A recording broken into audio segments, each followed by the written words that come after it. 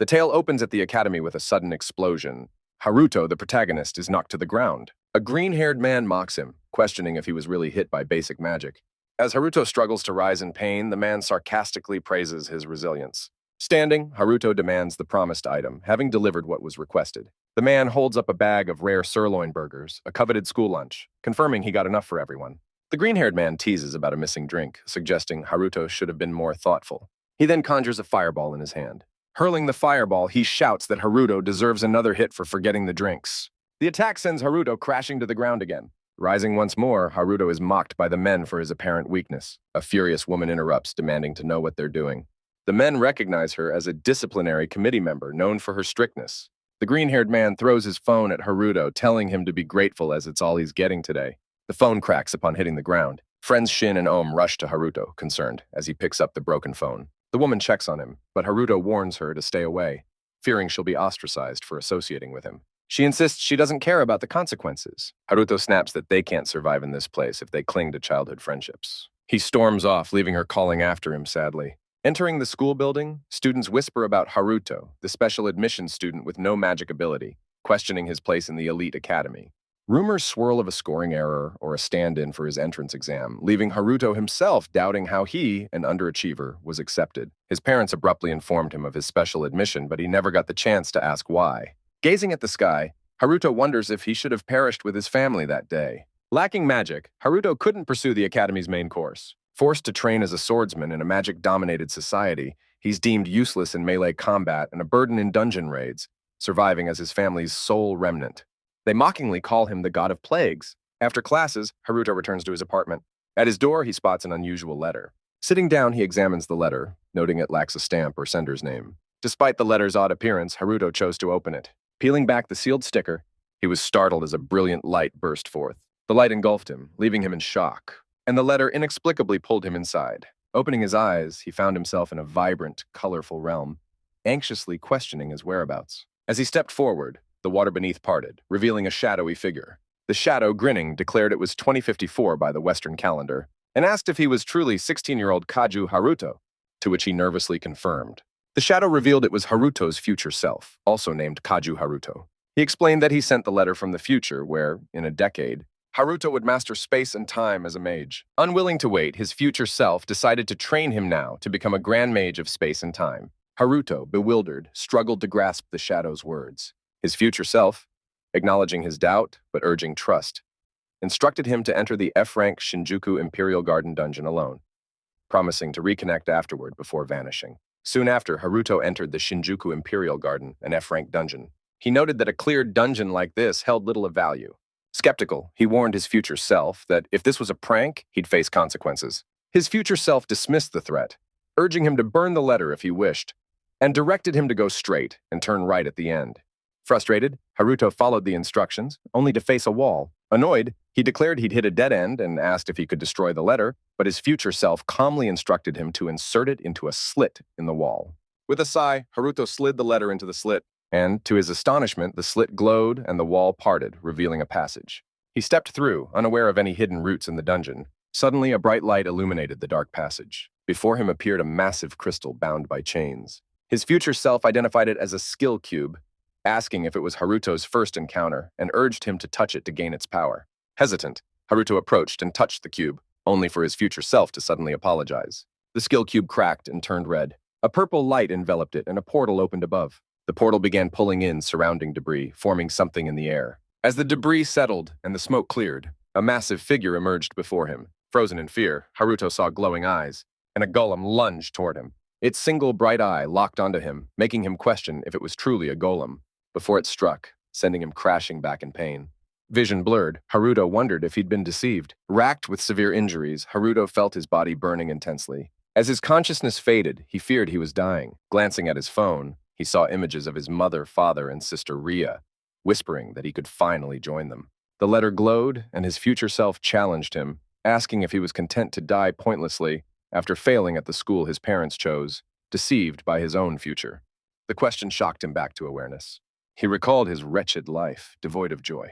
Yet he realized he'd accepted this misery as his fate. He admitted he'd given up. Defiant, he declared he wasn't okay with such an end. His future self urged him to resist, survive, and transform his dismal life. As the golem's attack loomed, Haruto didn't dodge and was struck fatally, but defiantly told it not to underestimate him in such a place. Suddenly, a system message revealed a hidden quest in the F-rank Shinjuku Imperial Garden. Haruto had fulfilled the requirement for the indomitable spirit of space and time. His death was nullified and his body underwent a rollback. Opening his eyes, he felt certain he would survive. The skill cube shattered, releasing a powerful force that surged into him as he lay there. To the golem's surprise, Haruto stood upright.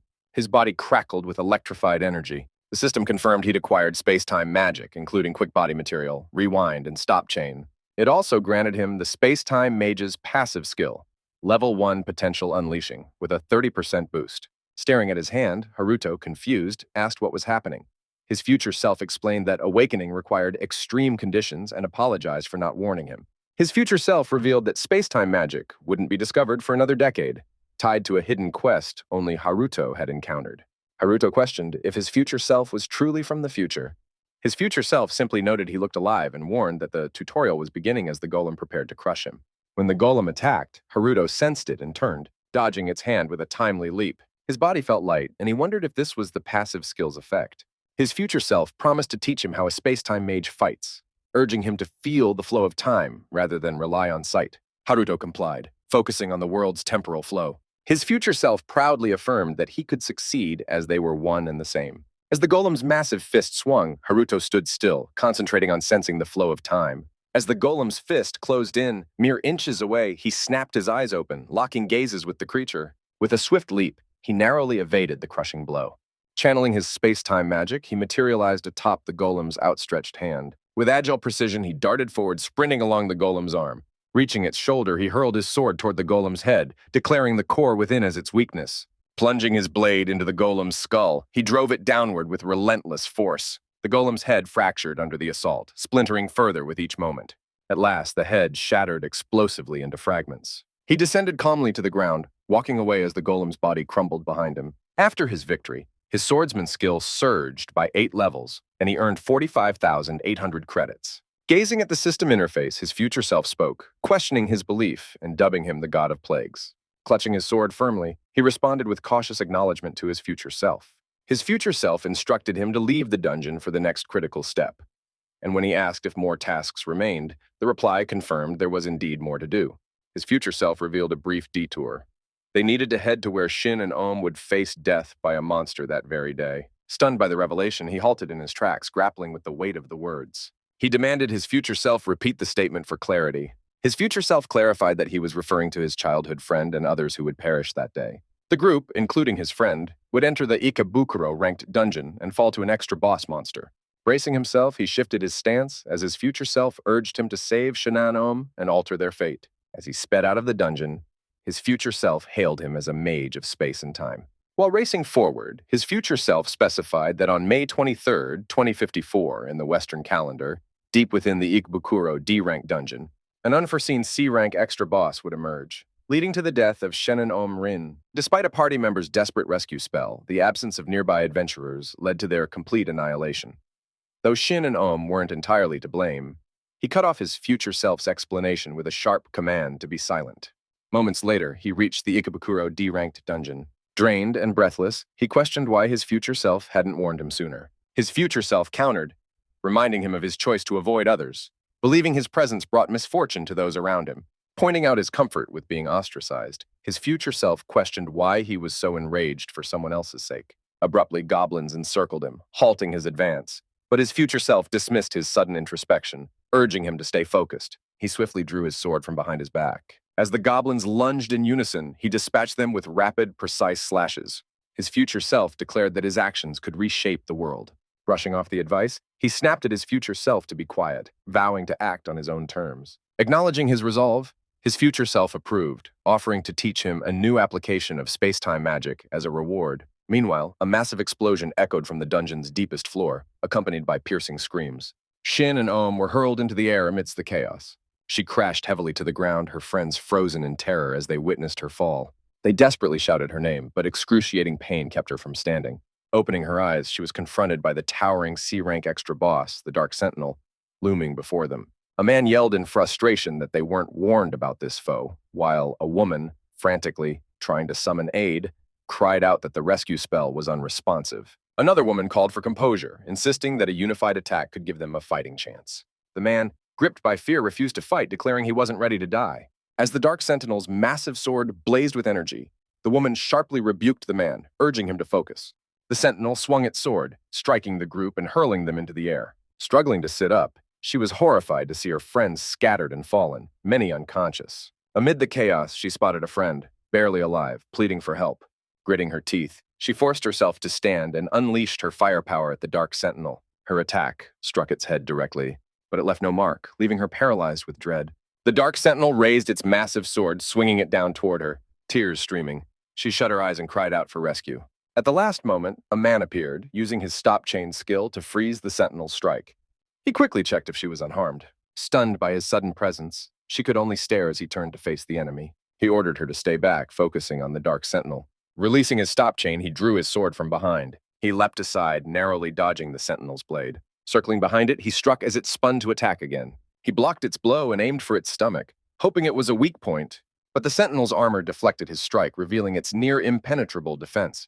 The Dark Sentinel unleashed a fierce assault, which he deftly parried with his sword, struggling to match its relentless power. Despite his efforts, the overwhelming force shattered his sword, splitting it in two. The Dark Sentinel glared with furious intensity, prompting a muttered curse from him. Channeling energy through its glowing eyes, the Sentinel aimed a devastating blast at him, unleashing a powerful explosion that shook the surroundings. With swift agility and precise timing, he dodged and reappeared behind the Sentinel, aware that his sword was useless against its armored body but could strike vulnerable, unarmored areas. He deduced that the head was the key target. As the Dark Sentinel spun to face him, he hurled his broken sword at its head, recalling his future self's warning about the weapon's imminent failure. He confidently acknowledged his future self's warning, activating his material rewind skill. As his shattered sword began to mend itself, he hurled it toward the Dark Sentinel's head, which was charging another powerful attack. The sword's tip struck the Sentinel's head just in time, piercing through its helmet. The Sentinel's head lost its power, allowing him to land safely on the ground. His future self remarked that he had seemingly altered fate itself, while Shin and Ohm watched in stunned disbelief. Moments later, Shin and Ohm hurriedly rushed to his side. Shin and Ohm, bewildered, demanded answers about the chaotic events, shouting for clarity. Still, she first expressed heartfelt gratitude for his rescue of her and her friends. He downplayed her thanks, earnestly begging her to keep the incident under wraps for now. After a brief pause, she asked if this meant it would be their shared secret. Confused, he confirmed it would be just between them. Her smile widened, and she pressed him about the source of his earlier power. But as he started to respond, his future self interrupted, warning him to avoid reckless talk of space-time magic to limit future complications. He halted, heeding the caution, but asked Shin-Anom to keep his next words confidential as well.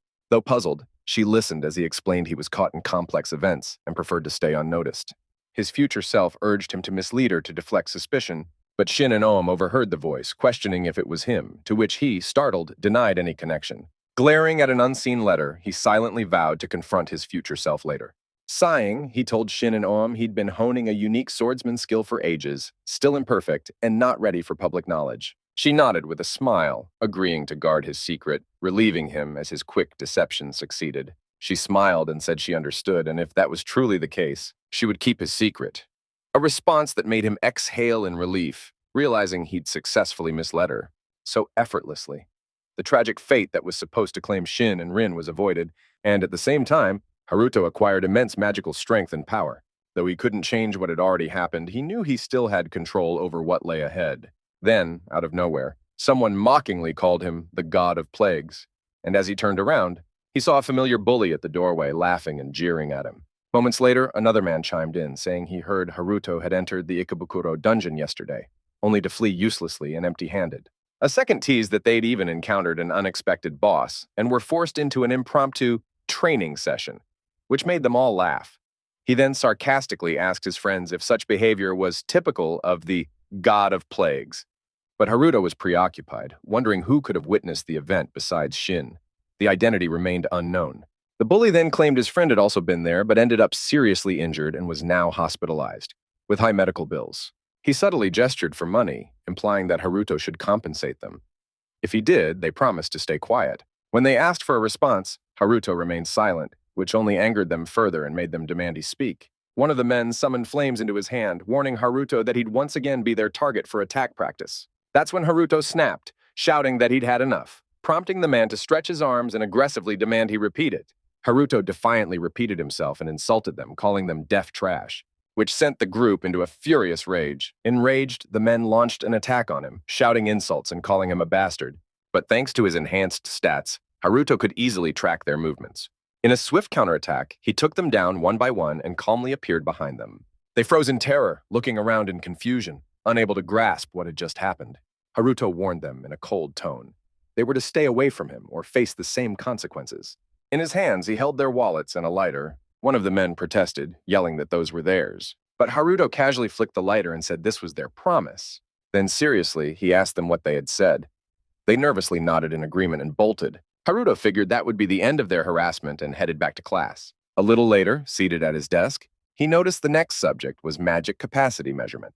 The teacher announced the beginning of the semester's test and called his name. He responded affirmatively and walked up to the front. Knowing his base magic capacity was nearly non-existent, he wondered what the result would be now that he was a space-time mage. Curious, he decided to try channeling his space-time magic into the mirror. He placed his hand on the mirror and infused it with his power. A moment later, he opened his eyes. The mirror glowed brightly, and the teacher stared in stunned confusion. Suddenly, the mirror shattered into fragments with a loud explosion, knocking the teacher off his feet and leaving the class in stunned silence. Haruto regretted acting so boldly, realizing he'd drawn too much attention to himself. In the background, Shin and Ohm chuckled quietly. After school, as he left the building, he overheard whispers, students speculating whether he was the god of plagues who destroyed the magic device. Some mentioned it was a form of unknown magic, and others were in disbelief, suggesting if it were true, he might be ranked above them all. Haruto reflected on how different these rumors were from the ones in the past, and how much more draining they were. Suddenly, someone called out to him, catching him off guard. The voice urged him toward the bushes, and what appeared there left him speechless. A fluffy stuffed toy was talking, and he instantly recognized the voice.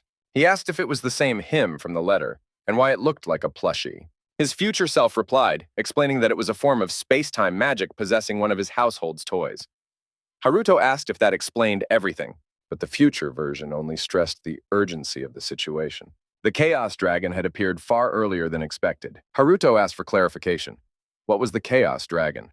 The future self explained grimly. The Chaos Dragon had already destroyed the local Adventurers Guild, causing massive casualties and widespread destruction. It was classified as an alpha-level extermination target, an extremely dangerous threat.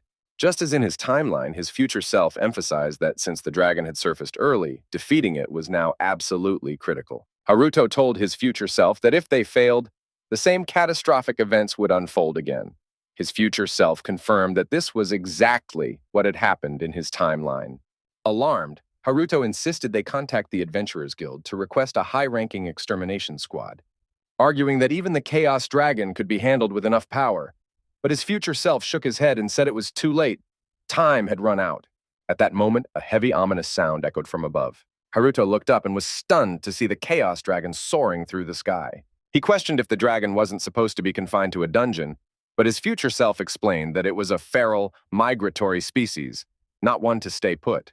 As the dragon passed overhead, Haruto cursed in panic, realizing that if it kept flying in that direction, it would reach the school and people would die. Meanwhile, the students were leaving the school cheerfully, chatting among themselves, until everything went dark as the dragon cast a shadow over them. Looking up, they froze in horror, unable to comprehend why a dragon was above them. As the dragon stared them down and dived, they screamed and fled back to the school in terror. A commanding woman ordered everyone to prepare for combat, telling non-mage students to evacuate to the dormitories. The mages quickly organized and took their positions. Haruto ran after the dragon, shouting back that the students ahead were mage security from the student council. The council's mages formed a magical circle and took aim at the descending dragon. They launched a barrage of magical attacks at the beast, and the woman raised her staff, commanding her team to hold the line and not let the dragon near the campus. She cast a large-scale magic circle above the dragon, then unleashed a massive spell that detonated in a blinding explosion. Her team celebrated, thinking the dragon was defeated, and she smiled at their praise. But that smile vanished as a furious growl rose from the smoke. To their horror, they realized their magic had done nothing. The dragon was immune to anti-dragon spells. It charged a blast in its mouth and fired straight at the mages. The attack struck them directly. They had no time to react. The explosion devastated the area, instantly taking down the entire student council's magical security unit. Haruto's future self noted grimly that this was expected. They were just students. Haruto snapped back, saying now wasn't the time for commentary. But his future self calmly called his name. And before Haruto could respond, something was thrown at his head. He asked what it was, and the reply came. Dragon incense, a magical scent that lures dragons. The future self explained that the dragon, being a low-intelligence migratory predator, would now target only him. The Chaos Dragon locked onto Haruto and dove at him in a furious charge. His future self told him firmly that he had to face it. This was his moment to show the power of a true space-time mage. The dragon glared with murderous rage, and his future self shouted that the dragon was heading straight for them and urged Haruto to run, which he immediately did. Suddenly, a voice called out, asking if they were okay. Haruto turned in surprise and saw Shin and Om helping the injured students. His future self asked if he truly wanted to keep Shin and Om out of this chaos. Haruto firmly said yes. Taking that in, his future self advised that the best option was to retreat. Fewer witnesses meant a safer battlefield. Activating his quick body skill, Haruto dashed off, the Chaos Dragon relentlessly chasing him. Before long, he arrived at JR Nakano Station in Tokyo City. His future self pointed out that the train yard was empty at that time, and told him to jump the fence to lure the dragon inside, which he did without hesitation. Once they were safely inside and awaiting the beast, Haruto asked about the dragon's traits. His future self explained.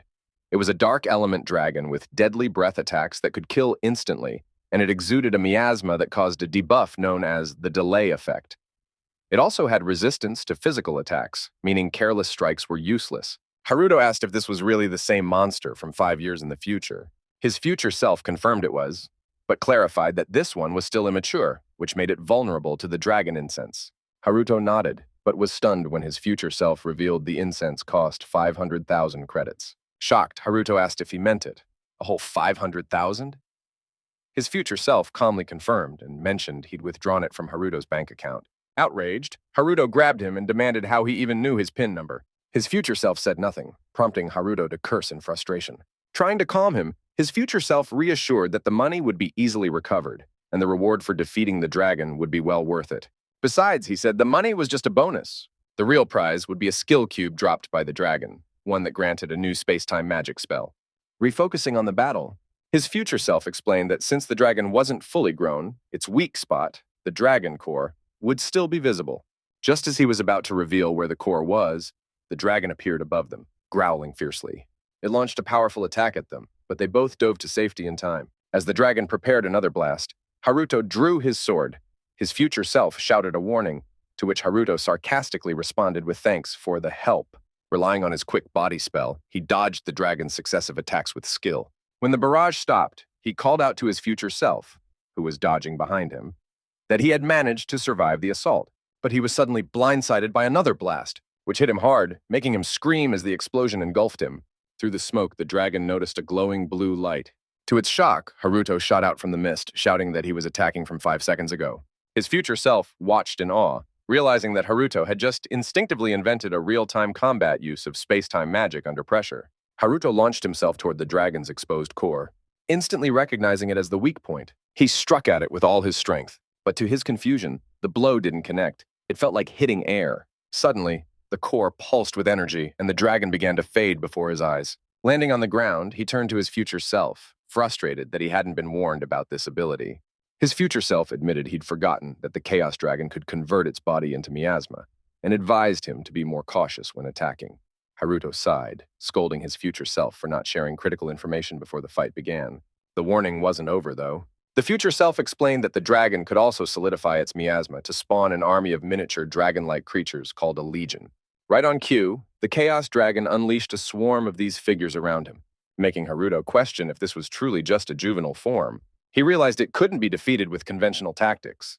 His future self noted that the dragon wasn't even supposed to appear for another 5 years. Haruto demanded to know why it had appeared now. The response was blunt. It was likely a consequence of Haruto changing the timeline. Now he had to take responsibility and defeat it. Groaning in frustration, Haruto asked if that meant everything happening was his fault. Suddenly, one of the smaller dragons lunged at him, trying to pin him down, but he managed to dodge using his quick body spell. Another attacked, and this time he cut it cleanly in half. Seeing it vanish upon defeat reassured him.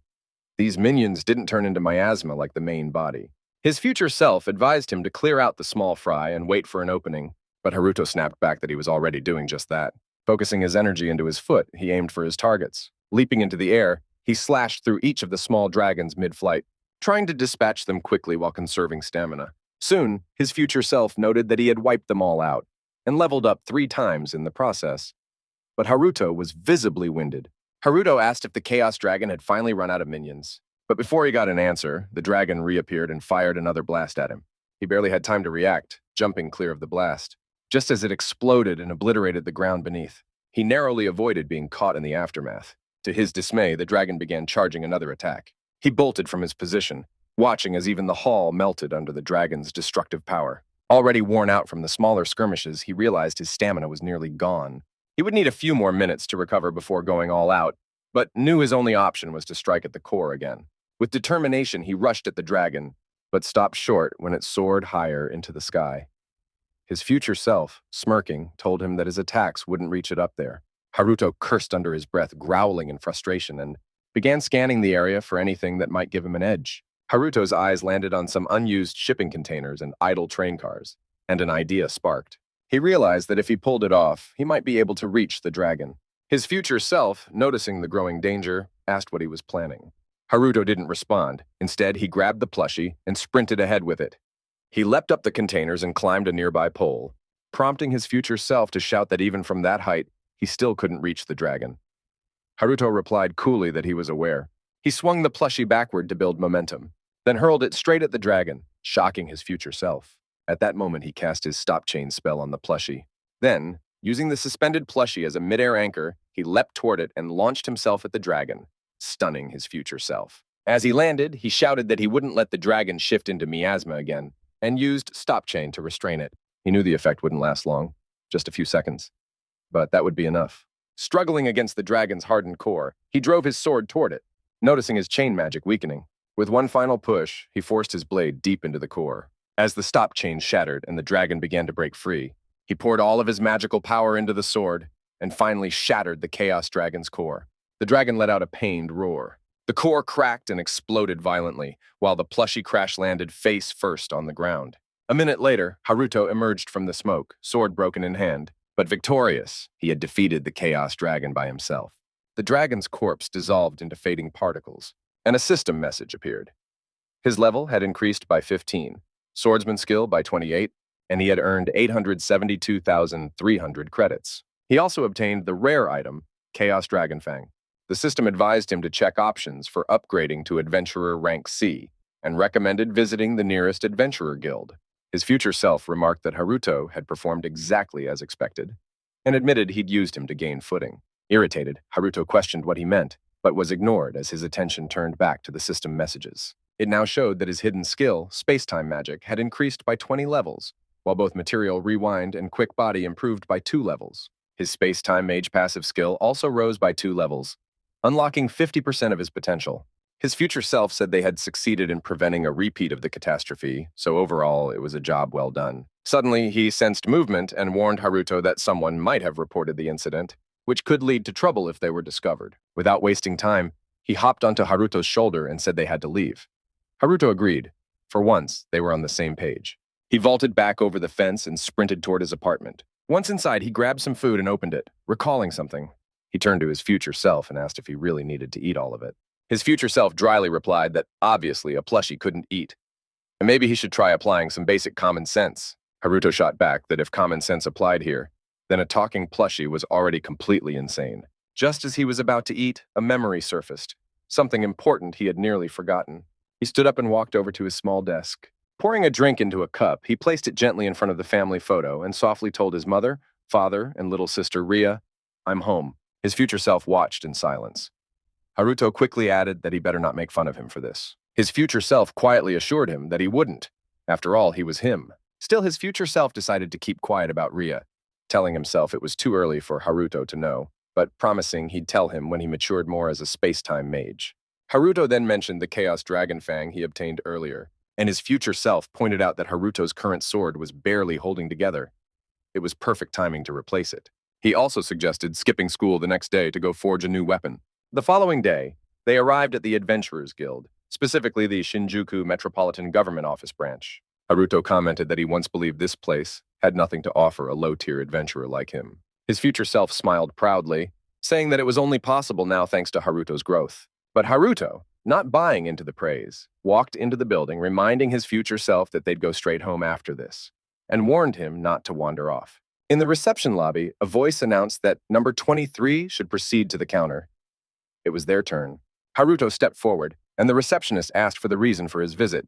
He explained he had completed a dungeon and wanted his results checked. Handing over his card, he noticed the receptionist sizing him up, clearly thinking he looked unimpressive for an adventurer. Still, she took his card and politely told him she'd take a look. She inserted the card into the terminal, and a glowing panel appeared in front of him. She asked him to place his hand on the panel to confirm his identity before they could review the results. He followed the instruction and placed his palm on the screen. The receptionist began checking his status. Her eyes widened in disbelief. In just one day, he had ranked up all the way to C, something she found hard to believe. She stammered, wondering aloud if there was a glitch in the system. As people started turning their heads and staring, Haruto realized the commotion was drawing far too much attention, and that was the last thing he wanted. He hated being the center of drama or trouble. Thinking quickly, he used material rewind on the system and calmly told the receptionist, who had her back turned at that moment, that the identity check had already been completed. She turned back to check, and upon seeing the updated status showing a high rank, her confusion deepened. She asked what had just happened.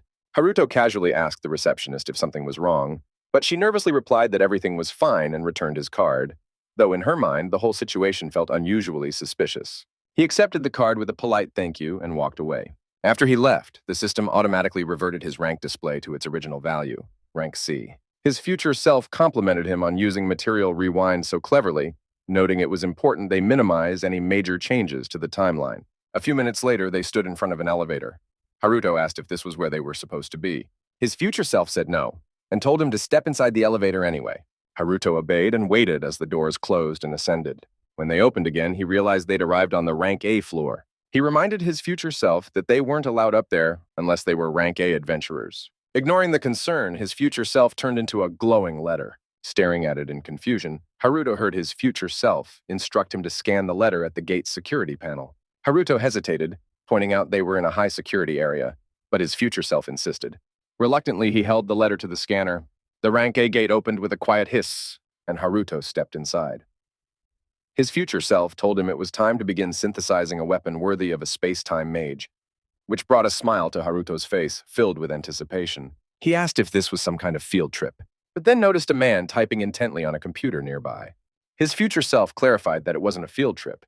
They were there to request weapon synthesis. The man turned to them and asked if Haruto was at least a rank A adventurer, introducing himself as Shirai Arma Takumi, the chief of the weapons synthesis laboratory. Eyeing Haruto skeptically, Shirai remarked that he looked more like a low-tier student and accused him of possibly tricking security to get in.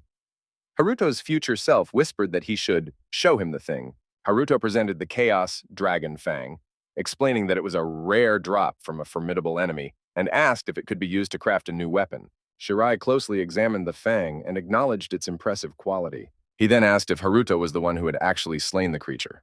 Haruto confirmed that he was. Shirai inspected Haruto's current sword and nodded thoughtfully, tapping something on his smartwatch. A synthesis machine in the center of the room powered on, glowing faintly. Shirai explained that this was Japan's most advanced synthesis device, the pinnacle of otherworld technology. He added that the Chaos Dragon Fang wasn't even listed in the guild's materials database, so he would analyze it for research and let Haruto use the device free of charge. He asked Haruto to notify him when the process was finished.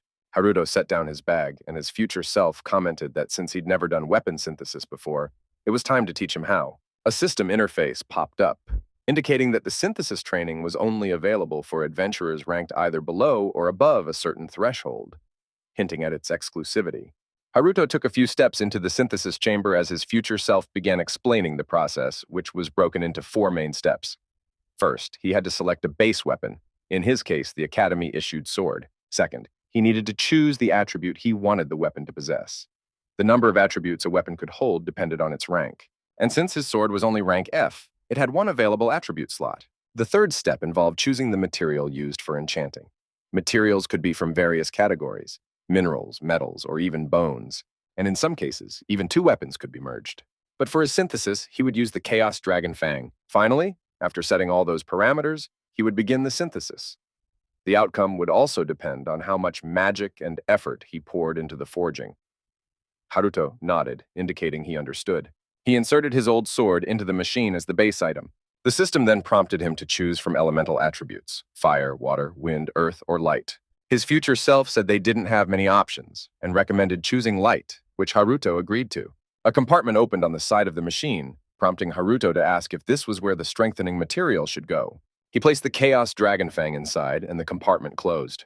As he was setting the forging time, his future self suddenly suggested setting it for 3 years, which left Haruto shocked. He protested that he couldn't wait that long, but his future self insisted, so he reluctantly complied.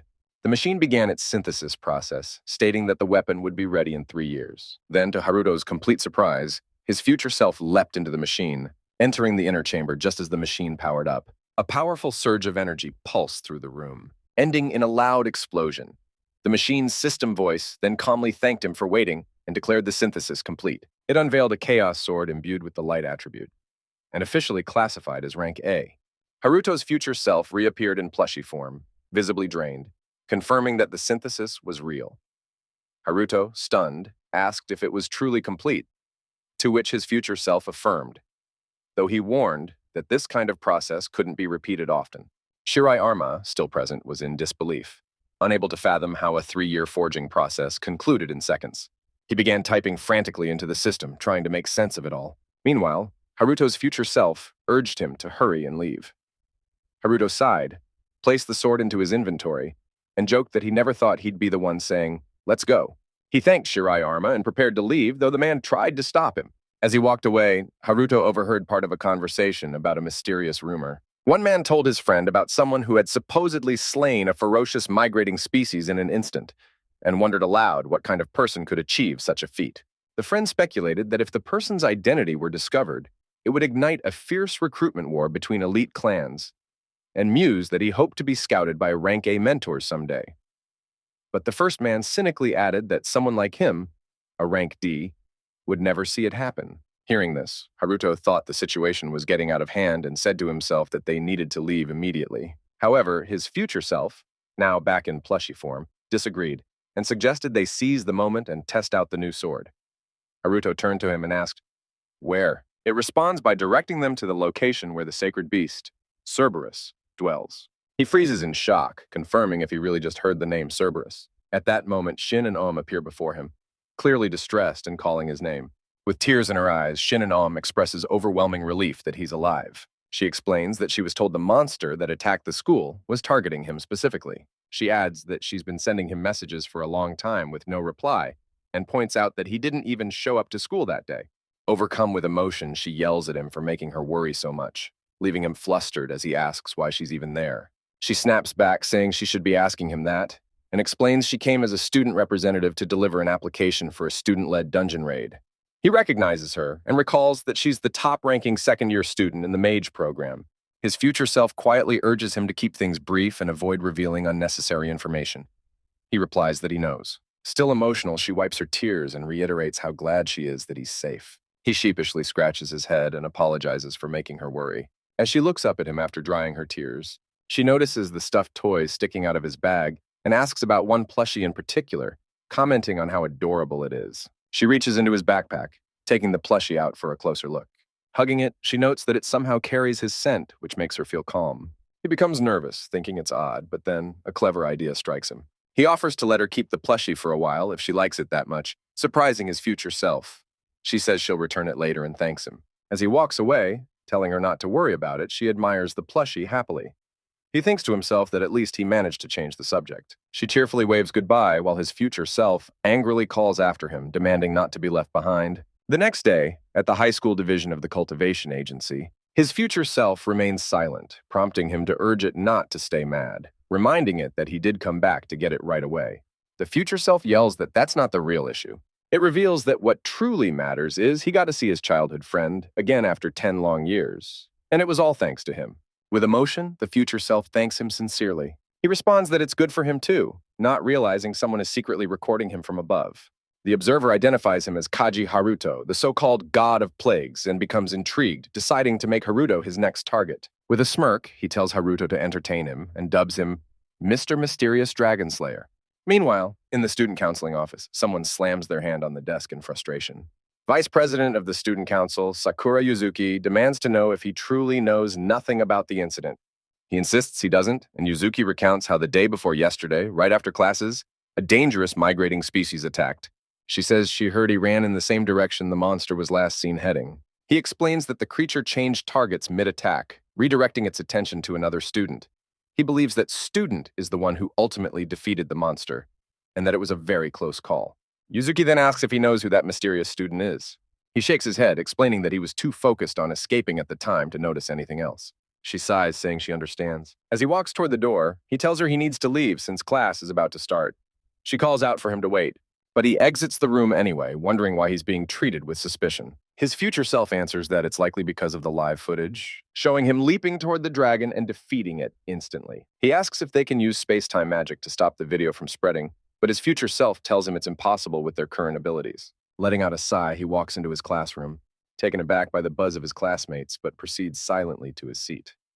One student excitedly comments that things are about to get interesting.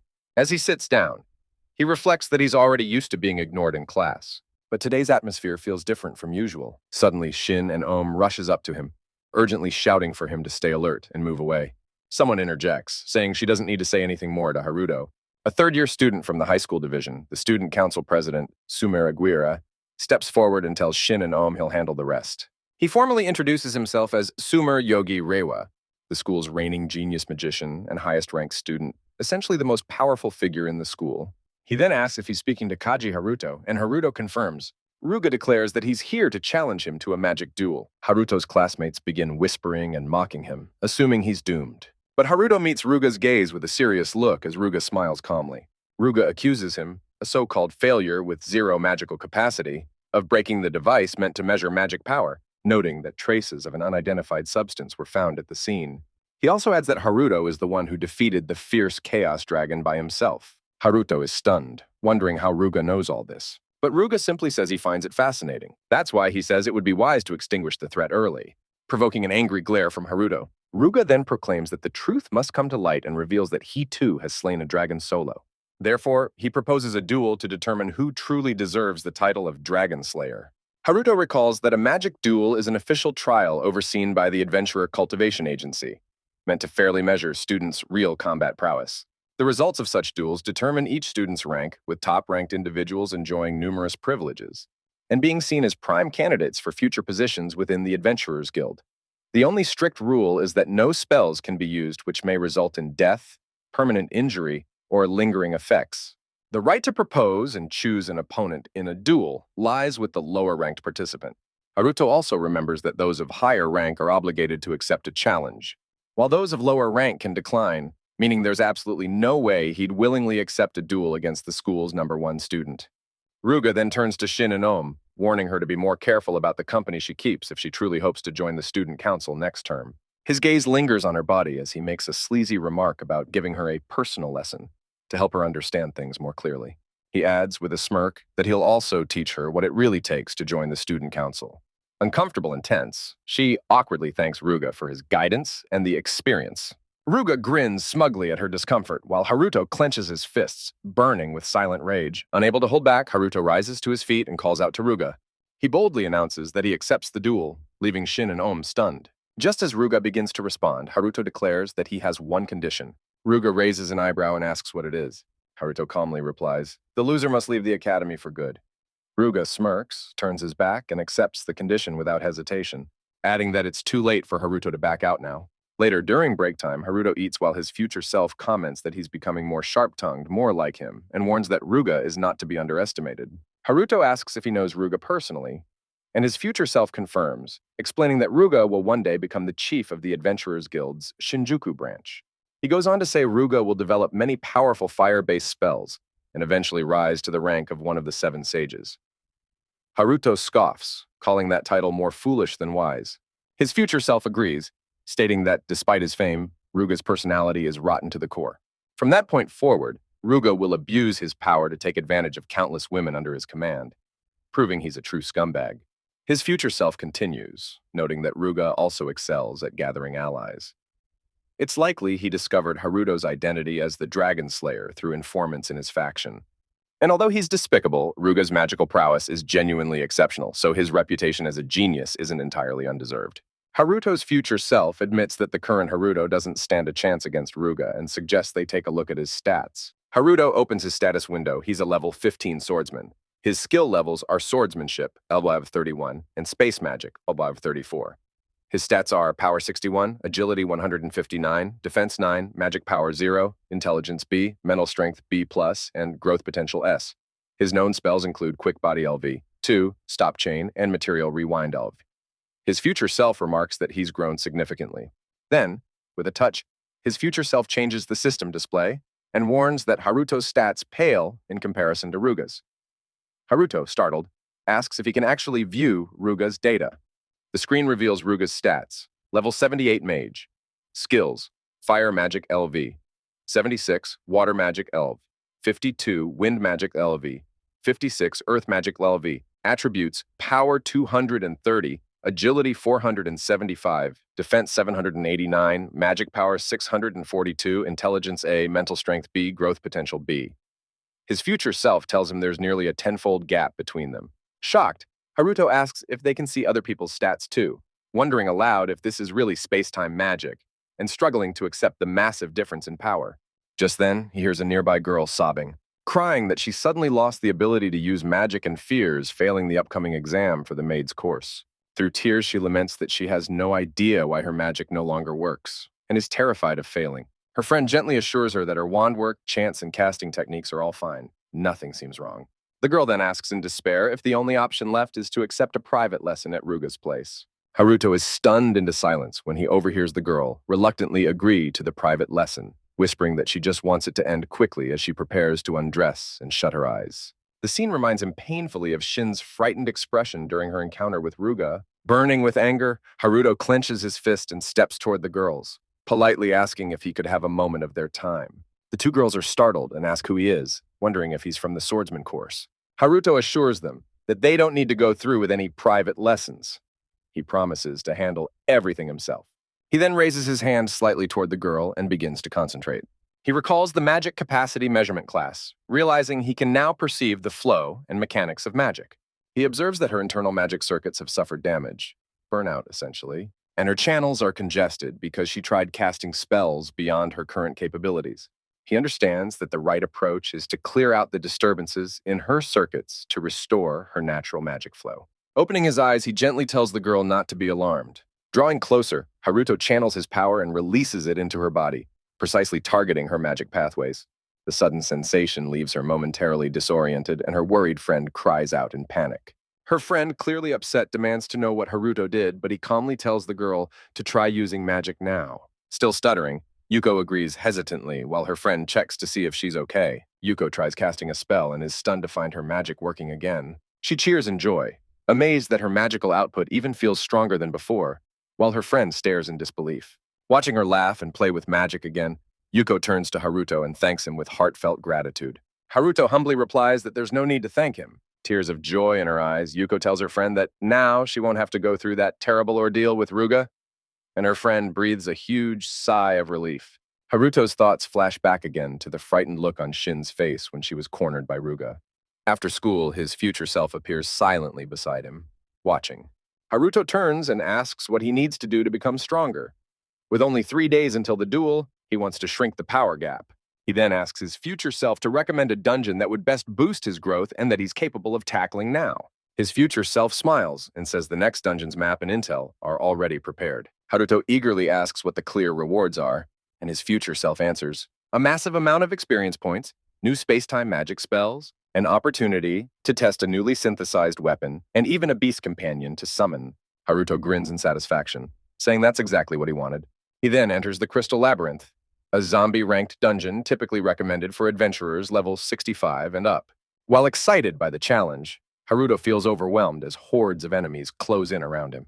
His future self asks if he thinks it's worth the effort. Drawing the Chaos Sword, Haruto responds confidently, yes, and thanks him. His future self tells him not to let a single monster escape, and Haruto firmly agrees. Haruto charged into the fray, shouting with determination that he would take down every monster roaming the dungeon. An hour later, deep within the Crystal Labyrinth's innermost chamber, a male adventurer slashed at a heavily armored monster, but to his horror, his sword shattered upon impact. His female companion quickly stepped in, activating her staff and yelling for him to move aside.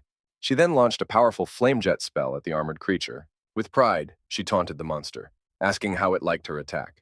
But when the smoke cleared, both were stunned to see the Dark Crystal Knight still standing, nearly unharmed. Its stats showed 23 GP, 50 mana, 340 attack, 610 defense, and B-rank magic resistance. Terrified, they clung to each other, realizing their attacks had barely scratched it. As the knight raised its weapon to finish them off, they closed their eyes, bracing for death. Suddenly, an unknown force intercepted the knight's blow, triggering a violent explosion.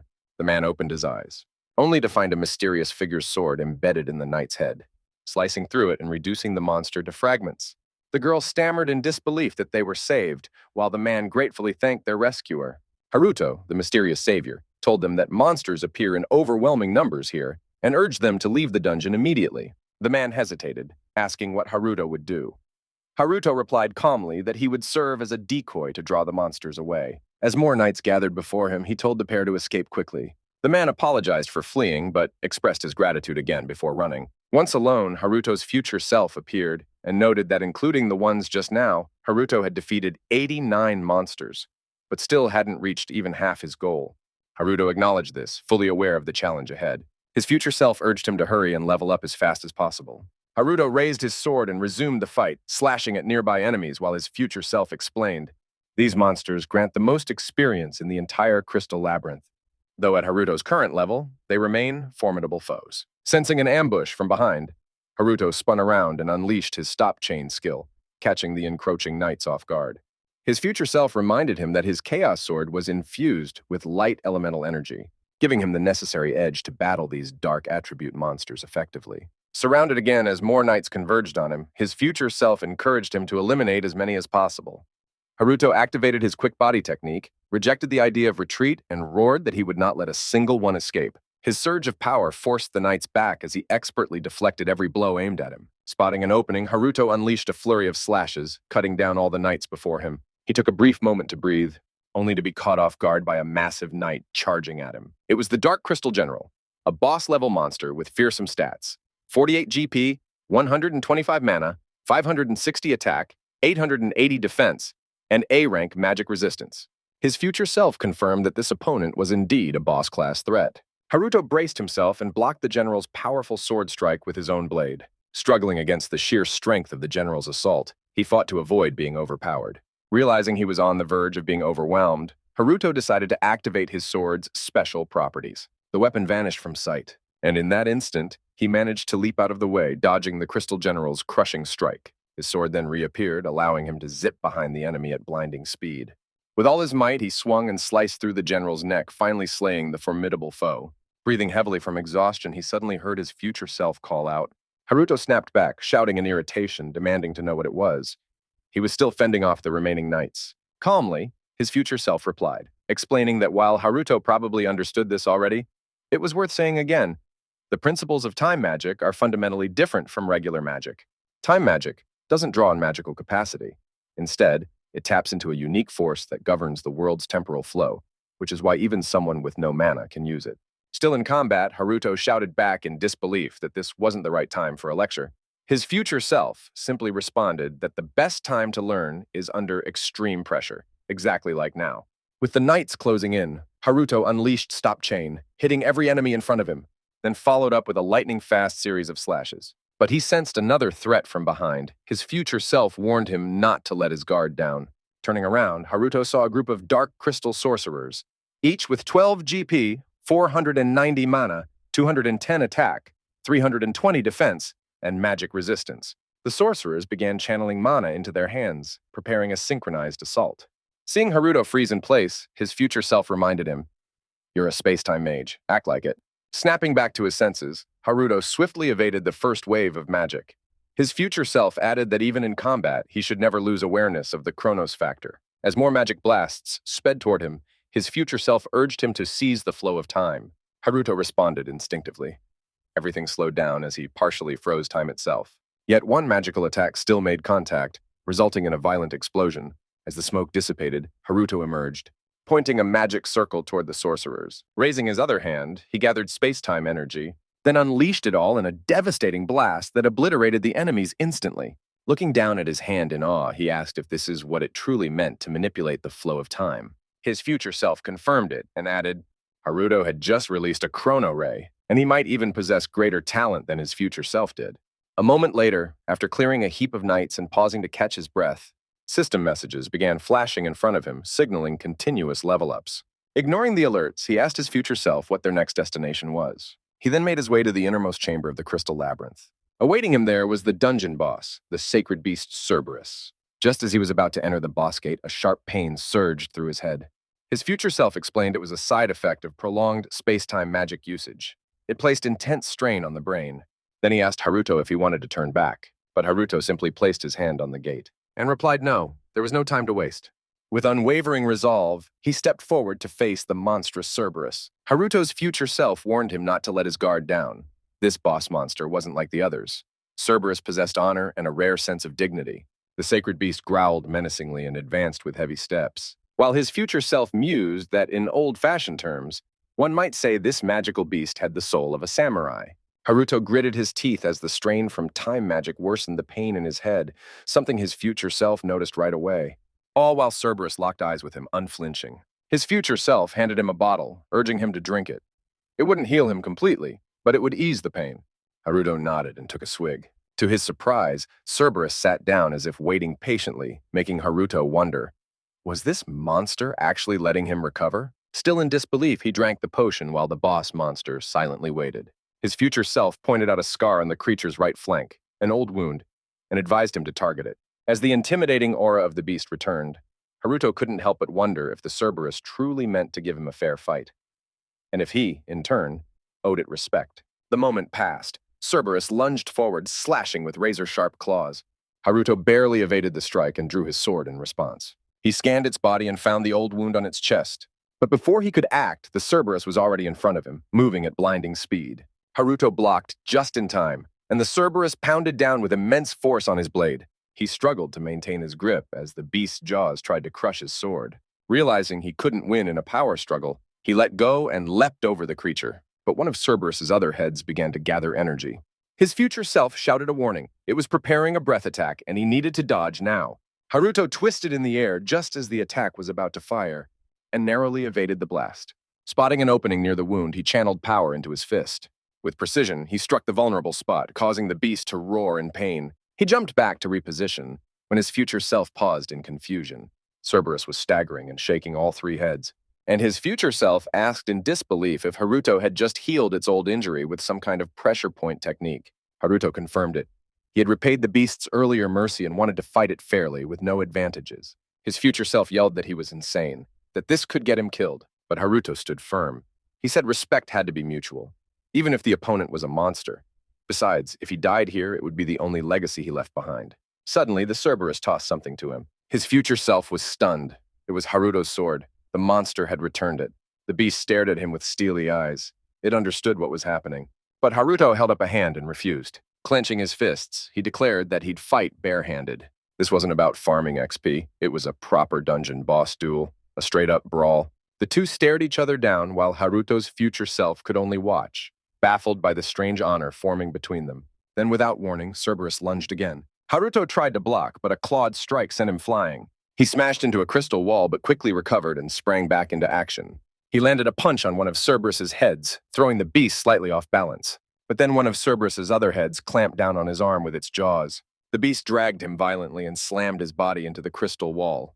Haruto cried out in agony, and his future self called out his name in alarm, urging him to stay conscious and pull himself together. At that moment, all three of Cerberus's heads began to simultaneously gather magical energy. Haruto activated his time flow manipulation again, slowing down the attack's buildup. Gritting his teeth, he vowed to give this everything he had. As his skill wore off, the Cerberus unleashed its combined breath weapon toward him. Haruto, still crouched low, narrowly escaped just in time. Reappearing beneath the massive creature, summoning all his remaining strength, he launched a punch upward, praying his body wouldn't give out. He continued delivering rapid, furious blows to Cerberus with everything he had left. But then, pain flared in his arm and blood began to drip. It was the wound from the earlier bite. Cerberus lashed out again with its deadly claws, but Haruto focused his energy into his fist and struck the beast's neck with a forceful punch. Cerberus let out a piercing howl of pain. Haruto jumped and spun, delivering a crushing kick, declaring that this was the final blow. His kick struck the middle head, shattering the ground beneath it. The beast collapsed, defeated at last. Haruto lost his footing, staggered, and jokingly asked if he'd always been such a muscle-headed idiot before blacking out. A system notification confirmed that the zombie rank dungeon, Crystal Labyrinth, had been cleared.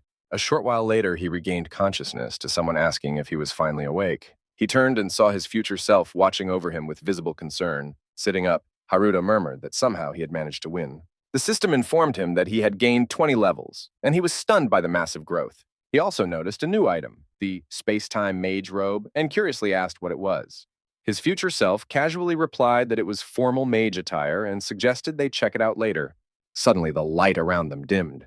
Haruto turned and was shocked to see Cerberus again, now calmly approaching him. Instinctively, he stood up in caution, but then the three-headed beast wagged its tails like an oversized puppy, looking at him with a mix of curiosity and bewilderment. Haruto reached out and gently patted it, while his future self remarked that the beast seemed to have taken a real liking to him.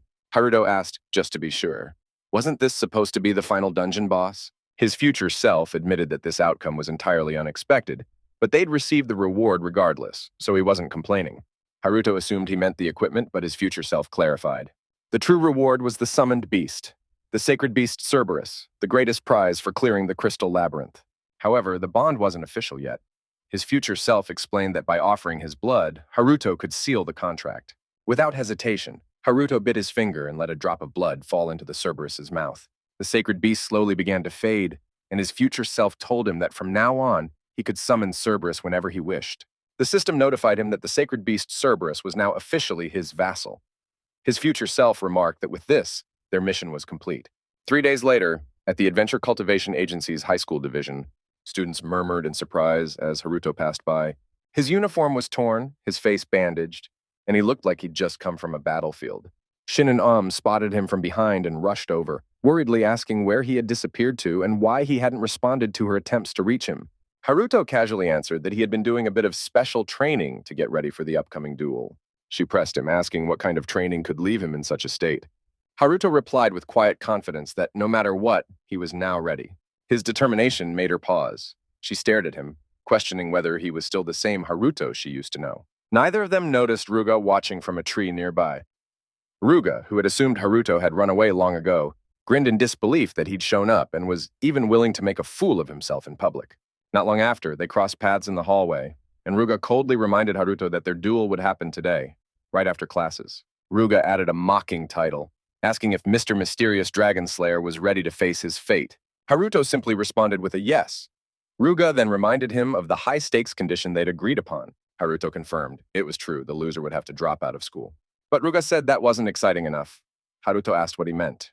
With a dramatic flair, Ruga swung his cape and proposed they raise the stakes. An additional bet of 100 million credits, roughly $640. Haruto was visibly shocked by the absurd amount. The boys behind Ruga laughed and taunted him, daring him not to chicken out and ruin the spectacle for everyone else. Haruto's future self, still connected to him, realized Ruga had cleverly manipulated the crowd to corner Haruto and eliminate any chance of backing out. It was classic Ruga, cunning and ruthless. Haruto felt Shin and gripping his hand tightly. He could see fear in her eyes as she looked at Ruga, who smirked triumphantly, already fantasizing about stripping Haruto of everything and turning him into his pawn. Shin tried to stop him, stammering, but Haruto calmly responded that he accepted. He was fine with the 100 million credit wager. Ruga turned away with a grin, telling him he was looking forward to their magical showdown. Before leaving, Ruga turned to Shin and warned her that she had sided with the wrong person, so she should prepare herself for a personal lesson he intended to give her. Her fists clenched in fear, but Haruto gently told her not to worry. When she looked up at him, he met her gaze and assured her with unwavering confidence that he would win. After classes, Haruto made his way through the corridor when his future self reminded him that it was time. Haruto replied that he was aware, but then came to a stop when he encountered a group of students blocking his path. They pretended it was a coincidence, then mockingly suggested they play with him before his duel. Another group appeared behind him, mentioning they'd get a 1 million credit reward each if they beat him down. A bounty had been placed. Haruto said nothing, prompting the students to taunt him further. They asked if he was scared, laughing that even begging and crying wouldn't save him now. But Haruto muttered to himself that it was actually a relief, confusing the surrounding students. He then said he was glad to see Ruga still relying on the same old, predictable tricks. He called Ruga such a pathetic cliché that it was almost entertaining. But now, he had the strength to crush that cliché completely, and they were all going to be the first ones to experience it. One of the students pointed his sword at Haruto cursed at him, and told him not to get cocky before lunging in to attack. Haruto casually grabbed the attacker's face and slammed him into the floor, cracking the tiles beneath. He turned to the others and, clearly annoyed, told them to come all at once if they were going to. Meanwhile, in the Adventure Cultivation Agency's arena, Ruga complained loudly, mocking the idea of calling Haruto a dragon slayer. All Haruto ever did was talk big, and now he wasn't even showing up, just wasting everyone's time. He turned to the referee and suggested that if Haruto didn't arrive within a minute, he should win by default. The referee agreed. Students around Ruga chimed in, saying Haruto was foolish for trying to fight him. Most assumed he'd run off scared. Ruga smirked, confident his lackeys had already dealt with Haruto. Elsewhere, Shin sat in the audience, silently praying for Haruto. Just then, a student yelled out, Haruto had arrived. Ruga spun around in shock as Haruto calmly walked onto the stage. He demanded to know what Haruto was doing there. Haruto replied flatly, "Wasn't this the duel they agreed on?" Ruga couldn't believe it and thought back to the group he sent after Haruto, not realizing that all of them had already been knocked out in the corridor. Haruto turned to face Ruga, telling him it was time to get started. He asked the referee to give the signal, and after a moment of nervous hesitation, the referee agreed. The duel was officially announced. Sumera Agira, Class 3A, versus Haruto, Class 2F. The referee shouted for the duel to begin, and Ruga started to panic. He couldn't understand how Haruto made it this far, but swore to end it himself now. Ruga shouted that he'd go all out right from the beginning, and activated his flame magic, engulfing the entire stage in fire. He slowly approached Haruto with a mocking tone, asking if he was ready to be burned. Haruto's future self warned him. Ruga was starting with the Hellfire Guard spell, a high-tier flame technique. Ruga gathered fire into his palm and hurled it at Haruto, yelling for him to die. The attack was real. Ruga wasn't holding anything back. Haruto responded by activating his material rewind skill. He noticed that the flame bullets were disturbing the flow of time itself. He could trace their past and future paths within the distortion. By watching their movements closely, he could predict exactly where they would go and dodge at the right moment. As the fireballs closed in on him, he easily avoided them. Ruga screamed in disbelief, refusing to believe what he was seeing. But then, as Haruto stepped forward, the ground beneath him ignited, catching him off guard. He leapt away, just in time to avoid getting scorched by the fiery surge. Ruby cried out in disbelief. Haruto had managed to evade even his double-layered trap attack. Ruga, stunned, looked up only to see Haruto above him, already preparing another strike. Haruto unleashed his chrono ray at Ruga, blasting him down with such force that the ground shattered beneath him. The crowd was stunned, gasping in confusion. What was that technique? How could someone with zero known magic capacity pull it off? Shenanigan, on the other hand, simply cheered, shouting how incredible it was. She acknowledged aloud that this Haruto was no longer the boy she once knew. Stepping onto the stage, Haruto looked down at Ruga and asked if he was finally ready to stop holding back. Ruga quickly rose to his feet, provoked by the taunt. Enraged, he charged at Haruto, yelling for him not to underestimate him. Haruto calmly waited, observing as Ruga's spell ignited. Flame Dragon's ardent fist, a blazing melee strike heated to 3,000 degrees Celsius. The flames only burned what the fist touched directly. Despite the danger, Haruto caught the fiery punch with his bare hand, making Ruga grin smugly, thinking Haruto had doomed himself. Anything the flames touched would ignite, including him. But in an instant, Haruto kicked at Ruby's leg, throwing him off balance, and slammed him hard to the ground, still gripping the burning fist. With the blazing hand pointed straight at Ruga, the latter began to panic, sweat beading on his face. Haruto then drove the fist downward, but purposely missed, slamming it into the stage instead. Raising his hand, he told Ruga that the flames were now gone. Ruga sprang to his feet, retreating with a shout, calling Haruto trash, who was doomed to fail anyway. Glancing back at his allies, Ruga asked if they were ready, and they responded by unleashing their energy. The men transferred their magical power into Ruga, dramatically amplifying his strength. Haruto's future self silently acknowledged it as a bold, though blatant, violation of the rules. He asked Ruga mockingly how much borrowed power he actually needed. But Ruga only laughed, his body beginning to morph. His feet transformed into monstrous, flame-covered limbs as he activated his ultimate secret technique. Streams of light and fire coiled around him, and a surge of magical flame energy erupted across the battlefield. Haruto stood, momentarily frozen in disbelief. He witnessed Ruga's horrifying transformation into a demon engulfed in blazing flames. His future self explained that Ruga had become a giant, fused with the magic of dozens of advanced mage students, far beyond what ordinary tactics could counter. Haruto simply nodded. He understood. Ruga then attacked with a massive breath of fire, but Haruto narrowly escaped by leaping away just in time. He retaliated with another chrono ray, only to find that it had no effect on the transformed Ruga. Ruga followed up by releasing flame claws, trying to seize him, but Haruto barely dodged the burning assault and crashed into the wall, Cornered with nowhere left to run, flames encircled him as Ruga advanced, and panic gripped Haruto. In desperation, he activated his flow of time skill. And within the distorted timeline, he noticed something unusual. A tear. Deep inside Ruga's demonic form, he saw a rupture, a weak point.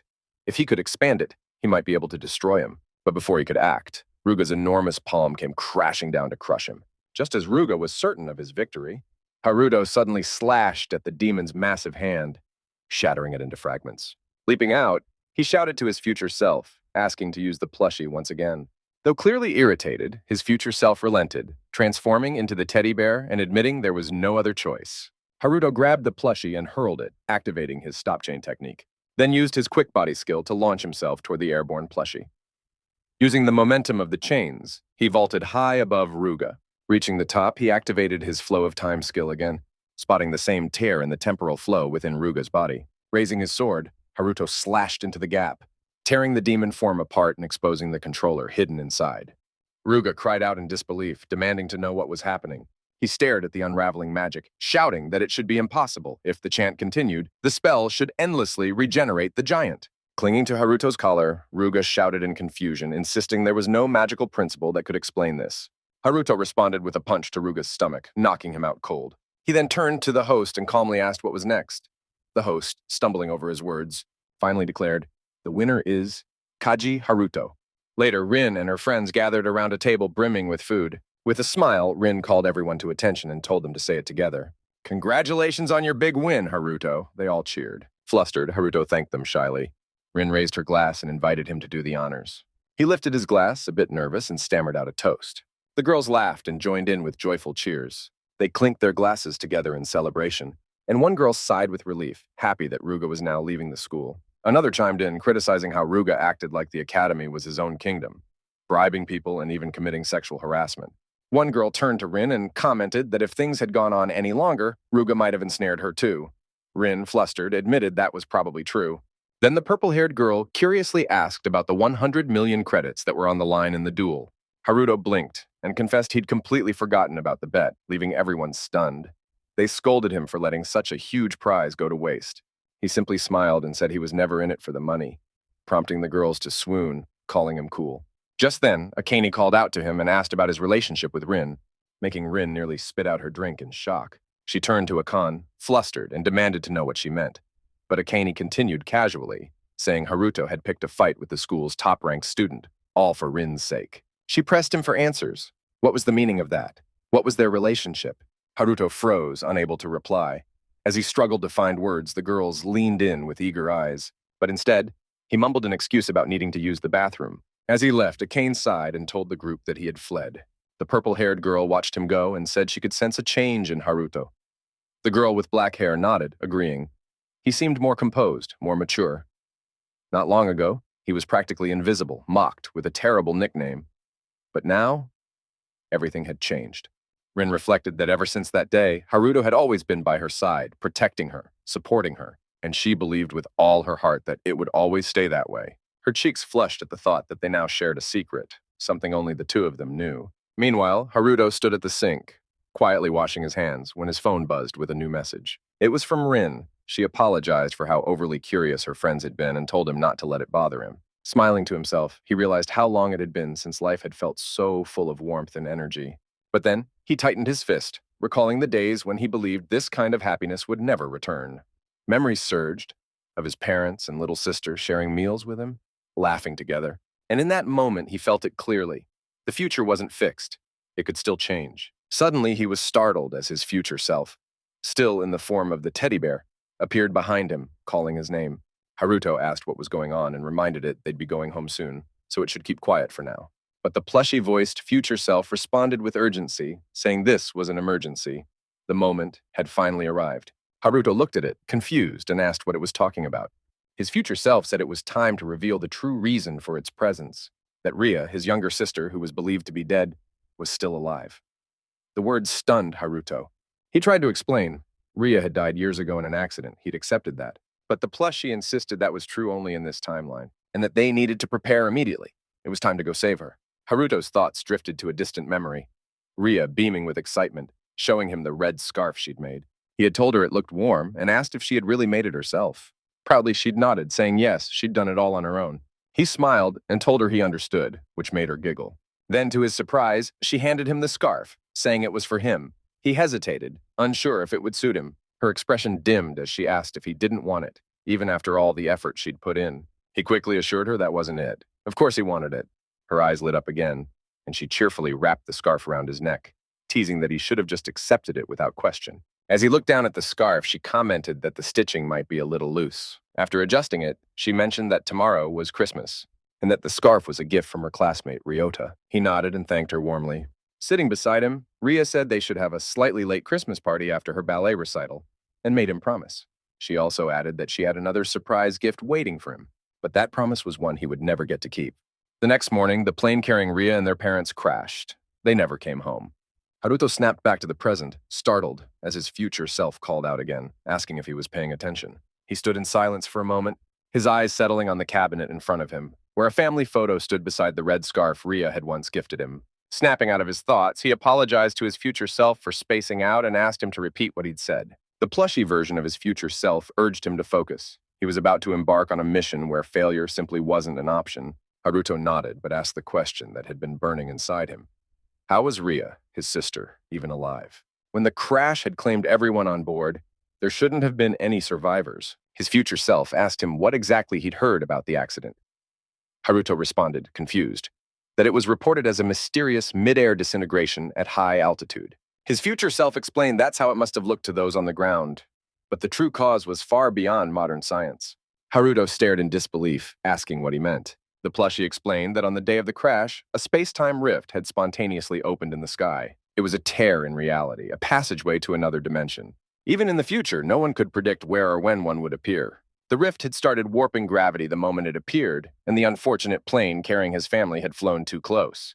The gravitational chaos made it impossible to control the aircraft, which soon crashed. Haruto still couldn't grasp it. Even if the cause was supernatural, the fact remained that everyone had died. But his future self clarified that while there were no known survivors, Ria's body was never recovered. That's because she was the only one pulled into the rift, into a different dimension, leaving Haruto utterly stunned. The plushie continued. The place Ria had been pulled into was called the dimensional gap, where time and space don't behave as they do in their world. So even though many years had passed for Haruto, to Ria, the time might have felt like only a brief moment. And when the space-time rift reopened, she would return. Haruto was overwhelmed, struggling to believe it. Yet his future self reminded him that this was exactly why he had come back, to train him, to prepare him. In the future, by the time he'd figured out where the rift would open, it had already been too late. That's why this Haruto had to be the one to save her. His future self, filled with emotion, pleaded with him to save Ria. Haruto was taken aback. He rose to his feet and answered resolutely that he understood, then asked where the rift would appear. The plushie replied, it would manifest above Tokyo Tower, high above the top floor of the Sky Castle dungeon. The next morning, Haruto stood on a rooftop with a view of Tokyo Tower, ready. His future self remarked in disbelief that Haruto had cleaned out the adventurer's shop of all offensive items and healing potions. Haruto chuckled and credited the absurd amount of money he earned from leveling up in the Crystal Labyrinth. Noticing Haruto was wearing a scarf in the middle of June, his future self commented on it. Haruto simply replied that he was sensitive to the cold, and his future self decided not to press further. The plushie then pointed out that the gate to the Sky Castle dungeon was located on the observation deck of Tokyo Tower. In exactly 24 hours, a space-time rift would open 300 meters above the top floor of the Sky Castle dungeon, and Ria would be ejected from it. But if Haruto wasn't there to catch her, she would fall to her death. Haruto nodded grimly, clenched his fists, and pulled the space-time aid rope from his inventory. Looking to his future self, he swore with unwavering resolve that he would definitely save Ria. He made his way to Tokyo Tower, only to be intercepted by security shouting at him to stop.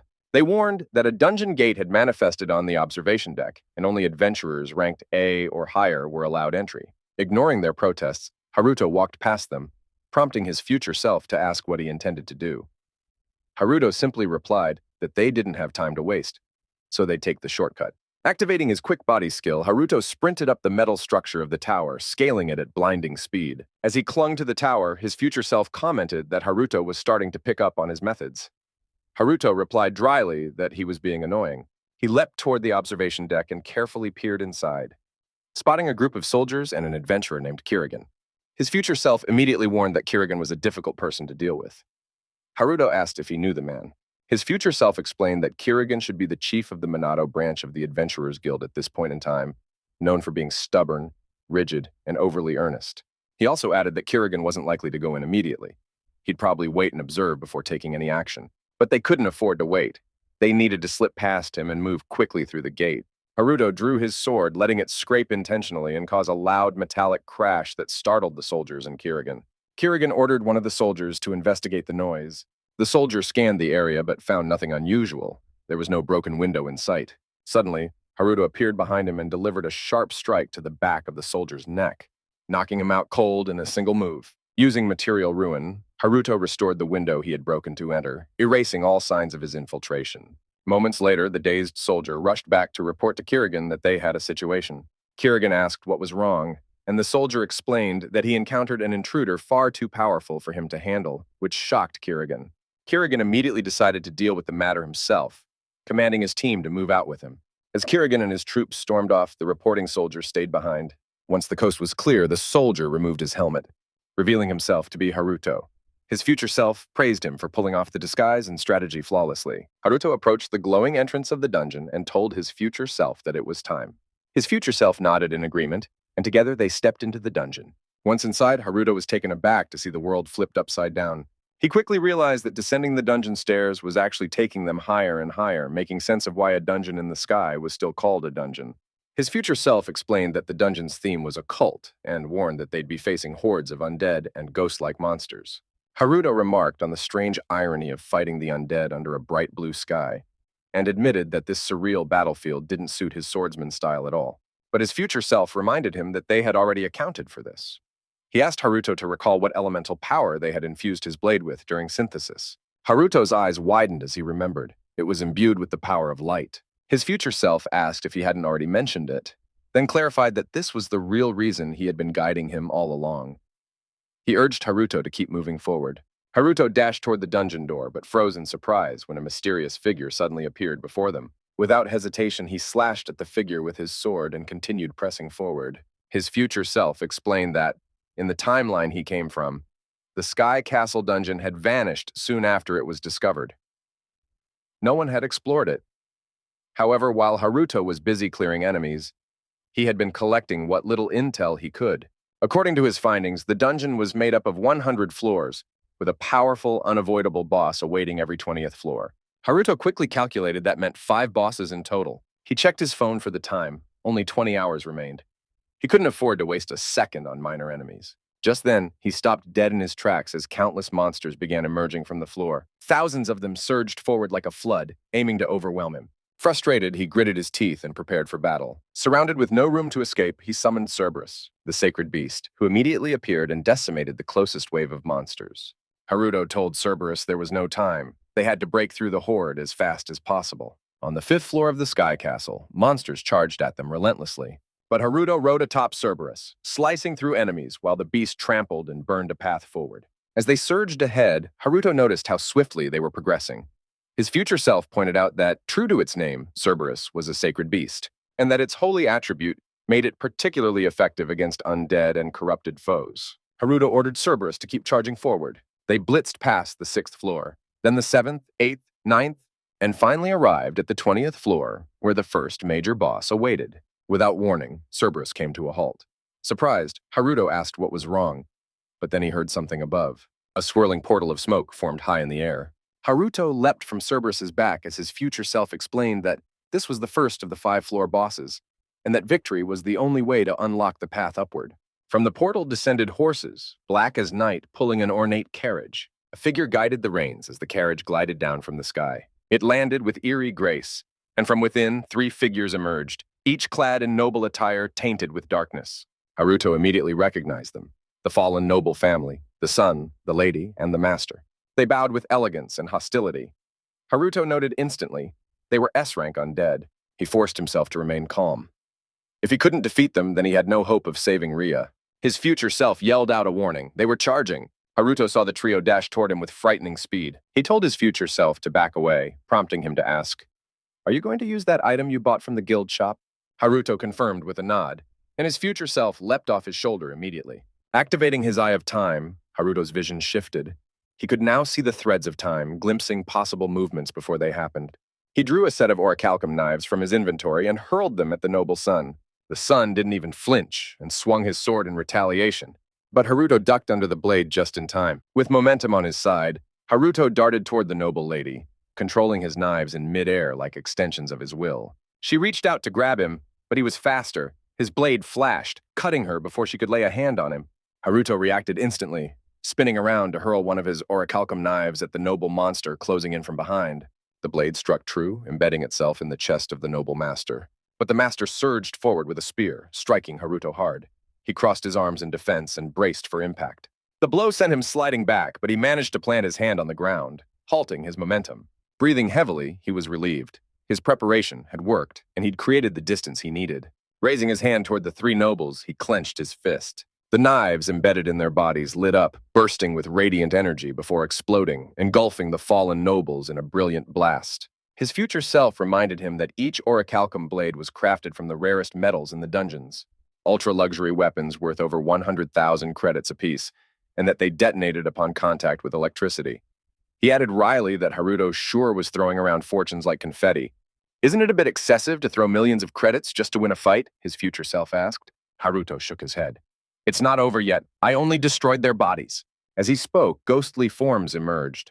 The nobles had returned as vengeful spirits. Haruto suspected ghost types couldn't be harmed easily by physical weapons, but now that they were ethereal, their weaknesses were exposed. Drawing his light-imbued sword, he launched into the air and aimed his blade at the phantom nobles. Using his skill Chaos Meteor, he unleashed a flurry of high-speed slashes, each strike charged with divine light. The spirits howled and disintegrated into ash under the assault.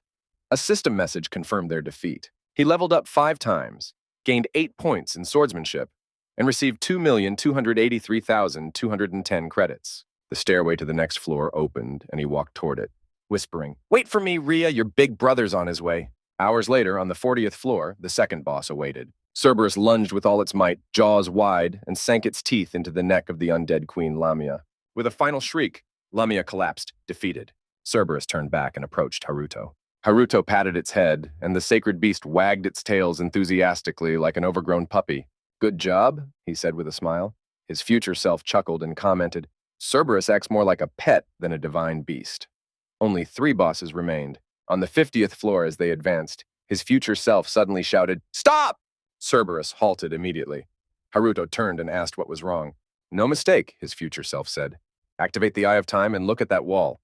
Haruto did as instructed. To his surprise, the Eye of Time revealed a hidden chamber concealed behind the stone wall. His future self leapt from his shoulder. "In my timeline, no one ever explored this place, but now you're about to conquer it." Transforming into an envelope, once again, he told Haruto, "Insert me into the gap like last time." Haruto followed the instructions, sliding the envelope into a narrow crevice. The wall responded instantly, splitting apart to reveal a hidden entrance. Haruto told Cerberus to wait outside, and the beast obediently sat by the door. Stepping inside, they were met with a dazzling sight. A massive crystal stood in the center of the hidden room, pulsating with strange energy.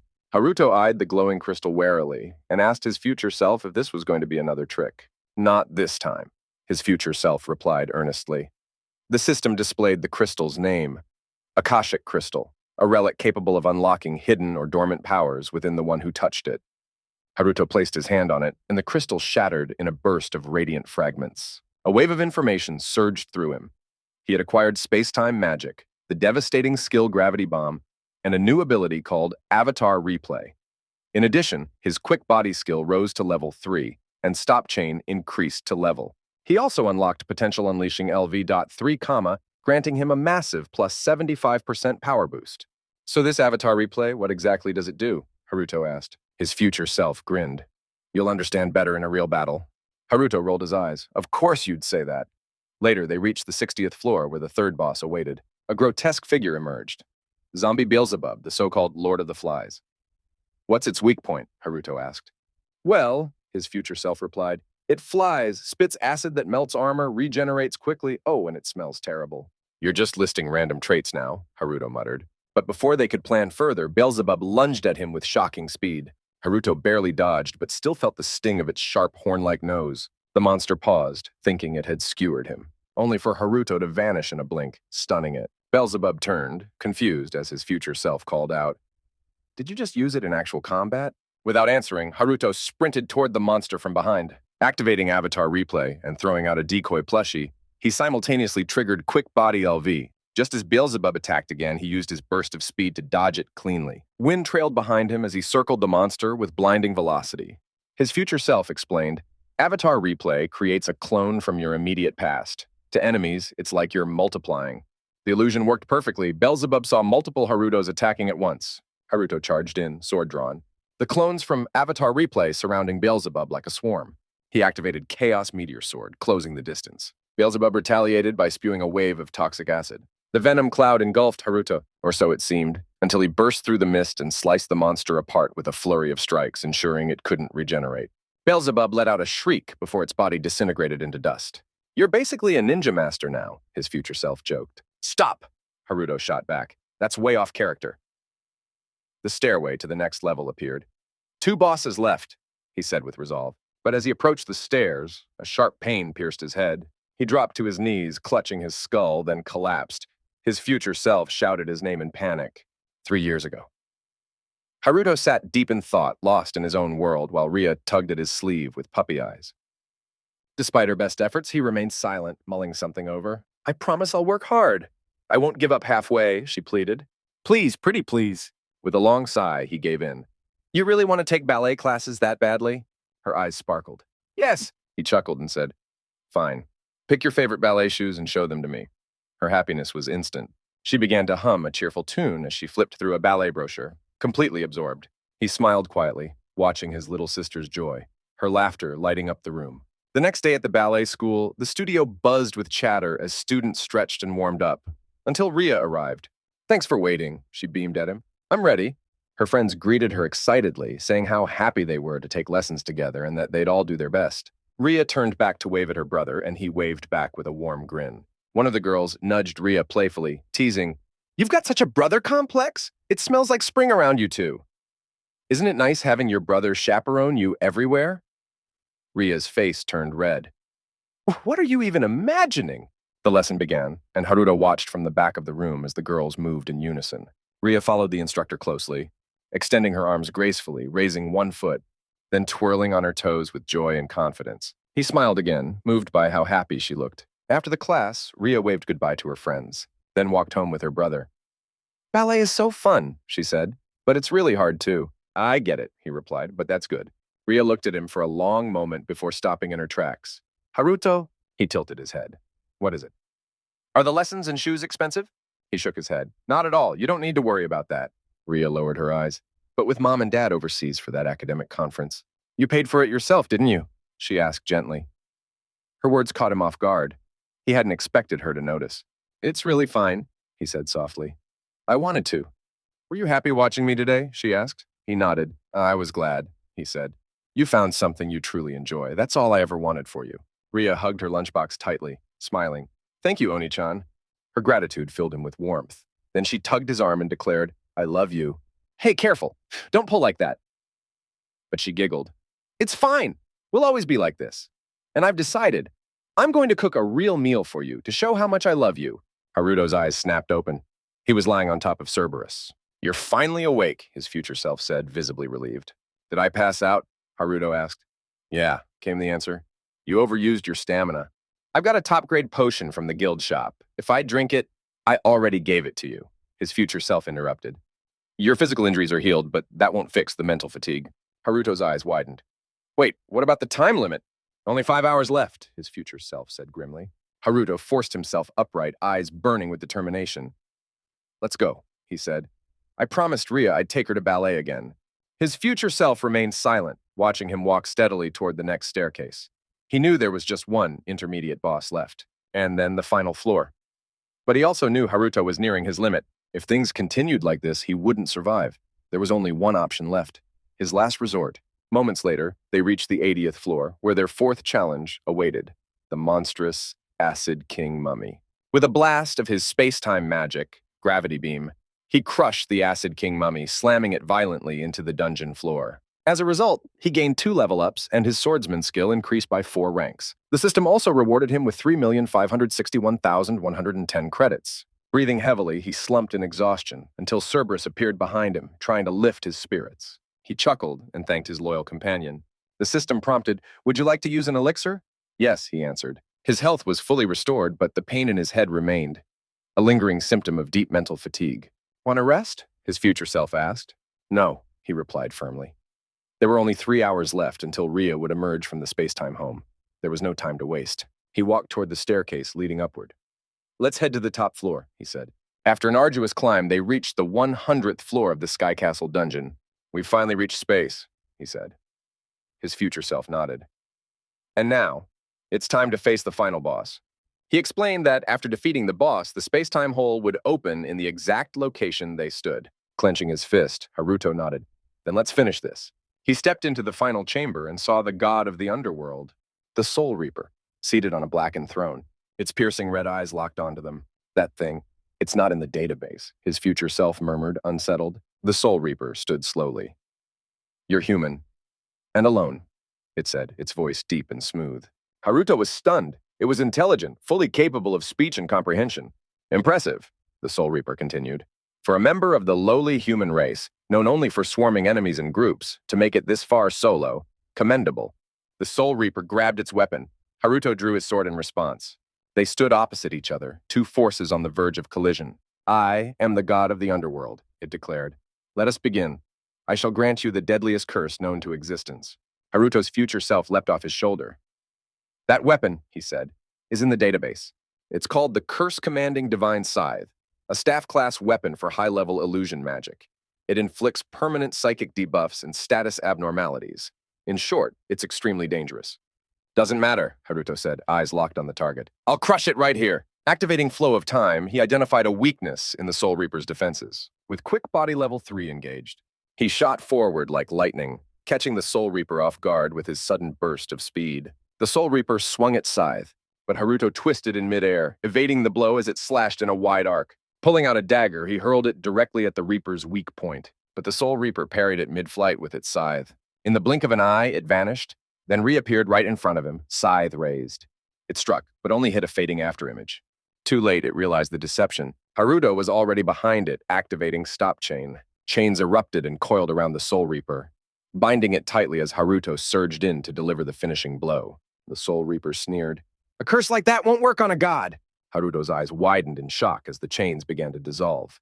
Freed with ease, the Soul Reaper swung its scythe at blinding speed, the blade racing toward Haruto's neck. His future self shouted his name in panic. But just in time, Haruto ducked low, narrowly avoiding the deadly arc. Pressing his hand against the ground, he regained his balance and leapt back to widen the distance. "You're quick," the Soul Reaper remarked, amused. "Dodging a divine scythe twice, not bad." Then with a condescending smile, it added, "But you're still a wingless worm, bound to crawl on the earth." Raising its weapon, the Soul Reaper cast Curse Dimension, declaring it would shatter his legs first. An overwhelming aura pressed down on him, and suddenly, the entire floor flipped. The Soul Reaper stood inverted above him. "Not again!" Haruto shouted, confused. "Am I upside down?" The Soul Reaper offered a sinister smile, and then the ground beneath him began to crumble. He plummeted, panic rising. It had taken everything just to reach the 100th floor, and now he was falling. The Soul Reaper slashed downward. "You won't be able to flail around forever, human." Haruto, panicked, quickly hurled a knife mid-fall, muttering, "Sometimes you've got to break a few eggs to make an omelet." The blade exploded, disrupting the Soul Reaper's swing. The blast slammed Haruto into a wall, but it was solid. Acting fast, he plunged his sword into the wall and held on, halting his fall. The Soul Reaper floated ominously above, still amused. Haruto quickly reasoned. The falling sensation and disorientation had to be illusion magic, the Soul Reaper's specialty. He must have been caught in its spell the moment their eyes met. He looked up again, only to find the Soul Reaper now right in front of him. It opened its mouth and spat a dark projectile at him. He dodged, but not fully. His leg was struck, and the curse rapidly spread. "You'll make an excellent test subject," the Soul Reaper gloated. "Let the grudges of the dead feast on your flesh. Will it be your own people's hatred or my scythe that ends you first?" it mocked. Haruto saw the cursed smoke crawling up his body. He had to escape this twisted space, fast. His mind raced, searching for a solution. Raising its scythe again, the Soul Reaper smiled darkly. "Goodbye, human." As the blade fell, Haruto clenched his teeth in dread. Is this really how it ends? Just then, he heard Ria's voice calling to him. He closed his eyes, bracing himself as the scythe descended. Suddenly, a voice shouted, "Stop! Chain! Level 78!" Chains erupted, binding the Soul Reaper mid-swing. It froze, startled. Haruto looked up in disbelief. "You," his future self hovered beside him. This is my last resort. The plushie on his future self's shoulder began to glow, bright and unstable, as if ready to detonate. Haruto stared, eyes wide, as his future self's body began to transform. But the radiance was overwhelming, forcing him to shield his eyes with his arm. A sudden explosion rang out, and Haruto watched in shock as a figure materialized from the light. It was his future self, now revealed in his true, fully awakened form. "It'd be troublesome if you died here," his future self said calmly. Then, activating the All Things Rewind skill, he caused time itself to reverse before Haruto's eyes. Haruto felt himself rise, lifted by unseen force, as his sword dislodged from the stone wall and returned to him. As he floated back up to the battlefield, the shattered ground beneath him began to reform, until the once ruined terrain was completely restored to its original state. The Soul Reaper stood frozen, clearly stunned that Haruto had emerged unscathed. "Did you just undo a ghost spell?" it asked, perplexed. Haruto's future self landed firmly in front of him, prompting surprise, but all he said was, "It's been a while since I looked like this." The Soul Reaper scoffed in rage. "What good will one more pitiful human do? This was only the prelude." It then unleashed an enormous surge of dark energy, magic forged from centuries of underworld research. Twisted heads and hands clawed their way out of the darkness, as a legion of demon angels was summoned. "I, God of the underworld, shall judge you sinful humans," it declared. But Haruto's future self remained calm, noting that this being could even generate A-rank monsters. "Get up," he told Haruto. "I'll handle the small fry. You focus on the boss." Haruto hesitated, overwhelmed by the Soul Reaper's divine power. But his future self reassured him, confident in his mastery over space-time magic. "We're the same, after all," he added. "That's why we'll win." Bolstered by those words, Haruto stood tall and moved to his side, silently signaling his resolve. "Here's the plan," his future self whispered. The details shocked him. The Soul Reaper noticed the exchange and sneered, commanding its army to rip them to pieces. The horde responded instantly, charging at them with their jagged scythes raised. Haruto and his future self split in opposite directions, evading with lightning speed. The majority of the demons pursued his future self. Once they were in range, his future self activated gravity territory, halting the monsters in place. Then, he released a barrage of circular space magic, disintegrating the creatures instantly. "I'm your opponent," he shouted, taunting the survivors. Meanwhile, Haruto charged toward the Soul Reaper, pursued by a few lesser demons. But before they could catch up, his future self erased them with a flick of magic. He then cast Sped-Up Field, accelerating Haruto's movements and propelling him forward. "You filthy worm!" the Soul Reaper hissed. "You don't belong in my world." Haruto's answer was simple. "Die!" The Soul Reaper tried to stop him with Curse Dimension again, but Haruto kept pushing forward, eyes burning. "I've already seen through that trick." Haruto effortlessly shattered the Cursed Dimension, stunning the Soul Reaper. As he approached, the enraged creature mocked him as an insolent inferior and released a thick cloud of smoke. Realizing that roundabout tactics were futile, Haruto resolved to attack head-on. He deflected a side strike with his blade, aiming straight for the creature's heart, its presumed weak spot. A brutal duel followed, filled with rapid strikes and counters. Haruto unleashed his Chaos Meteor skill, managing to pierce the creature, prompting a pained sigh. Screeching in agony, the Soul Reaper warned Haruto not to become overconfident.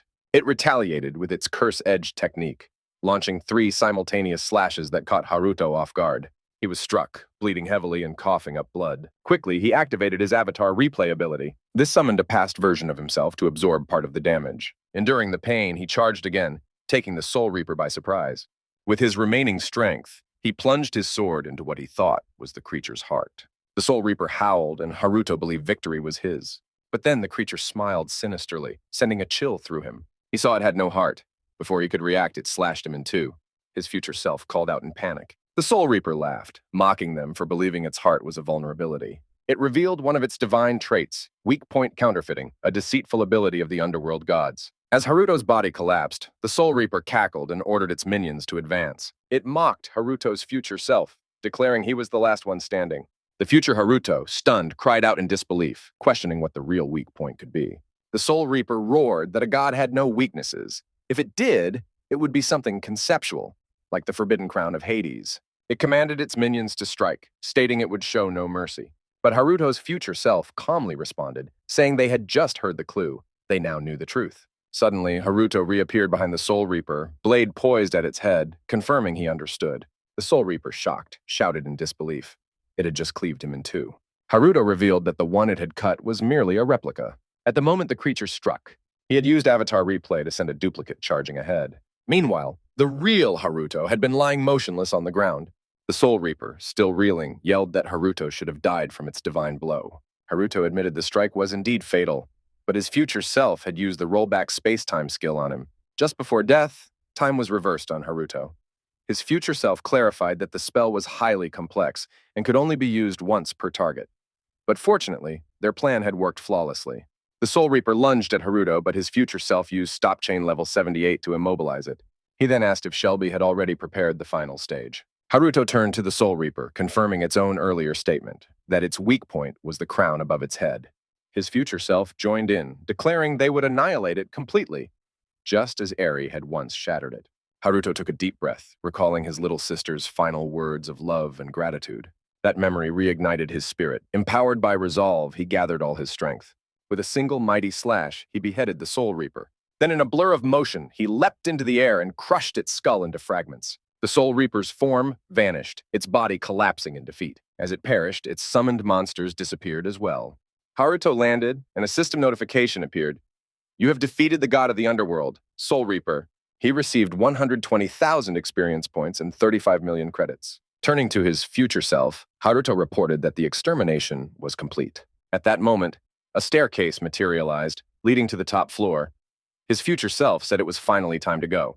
Haruto nodded and stepped toward him. Glancing at his older self with curiosity, Haruto asked if that's really what he'd look like one day. The older Haruto replied playfully, "Say that again and I'll smack you." Laughing, Haruto clarified, he just meant things would have been easier if his future self had shown up sooner. As they climbed the staircase, his older self reminded him that his intervention was meant to be a last resort, and that there was more to all this than Haruto realized. But he cut the explanation short, warning that there wasn't much time left before the space-time rift opened. Gripping Haruto's hand tightly, he urged him to move quickly. They reached the top floor of the Sky Castle dungeon, enveloped in dense fog. His future self looked up suddenly and shouted. It was there. Both gazed skyward as cracks split open the sky, surging with raw energy. At the center of the chaos floated a small girl. It was their sister, Ria. His future self said the space-time rift would remain connected to that world for exactly 9 minutes and 48 seconds. Enough time, if used wisely. As he began floating toward the rift, he suddenly recalled something, and activated the speed-up field skill, generating circles of accelerating energy around him. Haruto called after him, and the two surged upward together. As they neared the rift, Haruto cried out to Ria. She slowly opened her eyes and saw him. Haruto reached out, shouting that he was right there, but his future self cautioned him to stay calm. The rift's interior was cut off from normal causality. Only space-time magic would work inside. He entered the rift, saying he'd use space-time magic to push Ria out, and Haruto should be ready to catch her. Positioning himself behind Ria, he focused all his magic into his hands. With tremendous effort, he unleashed a surge of power to propel her out. As Ria drifted toward the edge of the rift, Haruto, his vision blurring, strained to reach her. As Ria emerged, she called out to him, "Big brother!" But to Haruto's horror, the space-time rift began to close prematurely. Alarmed, he shouted to his future self, demanding to know what was happening. His future self, equally stunned, replied that the rift wasn't supposed to collapse this soon. Panic set in as the hole rapidly shrank, threatening to trap Ria inside. Desperately, his future self poured every last bit of power into keeping the rift open, yelling for Haruto to pull her out quickly. Haruto responded with resolve, using his space-time magic to draw Ria toward him. She edged closer, while his future self struggled to hold the rift open. He reminded Haruto that if any part of Ria was caught in the closing rift, she'd be torn apart, and even if she made it out, a fall from that height could kill her. Haruto, laser-focused, assured him he understood. As Ria finally cleared the rift and started to fall, she reached out. Haruto did the same. He caught her hand and pulled her safely into his arms. Then he shouted for his future self to escape too, but there was no reply. Confused, Haruto called again, urging him to hurry. His future self, smiling gently, said it was time to say goodbye. Haruto, stunned, asked what he meant. He explained he'd reached his limit. He'd used up all the Chronos factors sustaining his form and could no longer return to his timeline. Haruto tried to speak, but his older self interrupted, his tone serious. He reflected on his own failures, being a poor disciple, making foolish mistakes, and letting emotions cloud his growth.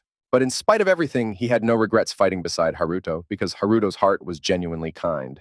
He added that the rift would never open again. This was their final farewell. Haruto, devastated, cried out in denial, begging him not to go. His future self placed his hopes on Haruto now, entrusting him with the mission to save their world. Clenching his fists and fighting back tears, Haruto solemnly accepted the responsibility. His future self smiled faintly, reminding him that it was a promise. Then, turning to Ria, he called her young lady and assured her she was safe now. Ria softly asked if he might be her brother too. The question touched him, bringing back memories of her warmth and sweetness. With a gentle smile, he welcomed her home. As the space-time rift finally closed, Haruto's future self vanished with it. When it was gone, Haruto clutched his chest in anguish and cried out, mourning the loss of someone irreplaceable. That moment marked both his greatest victory and deepest sorrow. The next day, after completing the Tokyo Tower Sky Castle dungeon, Haruto entered his classroom at the Adventurer Cultivation Agency's high school division. He was stunned when the girls in the room rushed over, excitedly saying they'd been waiting for him. To his surprise, even third-year seniors had shown up. One girl stepped forward and, speaking on behalf of the Ruby Victims Association, thanked him deeply, joined by all the others in heartfelt gratitude. The girls began voicing their relief that the detestable predator had finally been defeated, no longer haunted by tears each night. One girl pointed to Haruto, calling him their savior and scoffing at whoever had dubbed him the god of plagues. Embarrassed and stammering, Haruto asked them to stop, internally wishing for a quiet, peaceful life. Just then, someone walked up to him. He was surprised to see it was Yuzuki. She bowed respectfully, apologizing on behalf of the student council for the previous incident with the president. Haruto assured her it wasn't her fault, and there was no need for her to apologize. But Yuzuki insisted she couldn't let it go, especially now that she was about to become the new student council president. Looking him straight in the eye, she asked if he'd consider helping the school from within, leaving Haruto confused. She explained that she was recruiting for the student council and wanted him to act as the leader of the security team. The class buzzed with excitement at the proposal, but Haruto politely declined, saying he was fine the way he was, surprising Yuzuki. Desperate, she grabbed his hand and pleaded, claiming she'd do anything if he accepted. Rin was stunned, unable to believe Yuzuki was being so forward with Haruto, calling his name in disbelief. Akane tried to calm Rin down, saying it would be okay. Another girl reminded Yuzuki that class was about to start and gently pulled her away from Haruto. As she left, Yuzuki shouted that they'd resume the conversation during lunch, commanding him to stay put in class under her new authority. Haruto sighed and scratched his head, already feeling overwhelmed. During lunch, Haruto relaxed on the rooftop, sitting on a bench and checking his system stats. He noted that he was now level 98, ranked C, with a system recommendation to advance to rank A. His swordsmanship was level 64, time magic at level 82, and his overall stats were high. He discovered 5 new spells and felt nearly unbeatable with such a build. Given all he had been through, it made sense he'd grown this strong. He was also stunned to find he had 43 million credits, an absurd amount for a high school student. While enjoying a burger, he heard footsteps rushing toward the rooftop.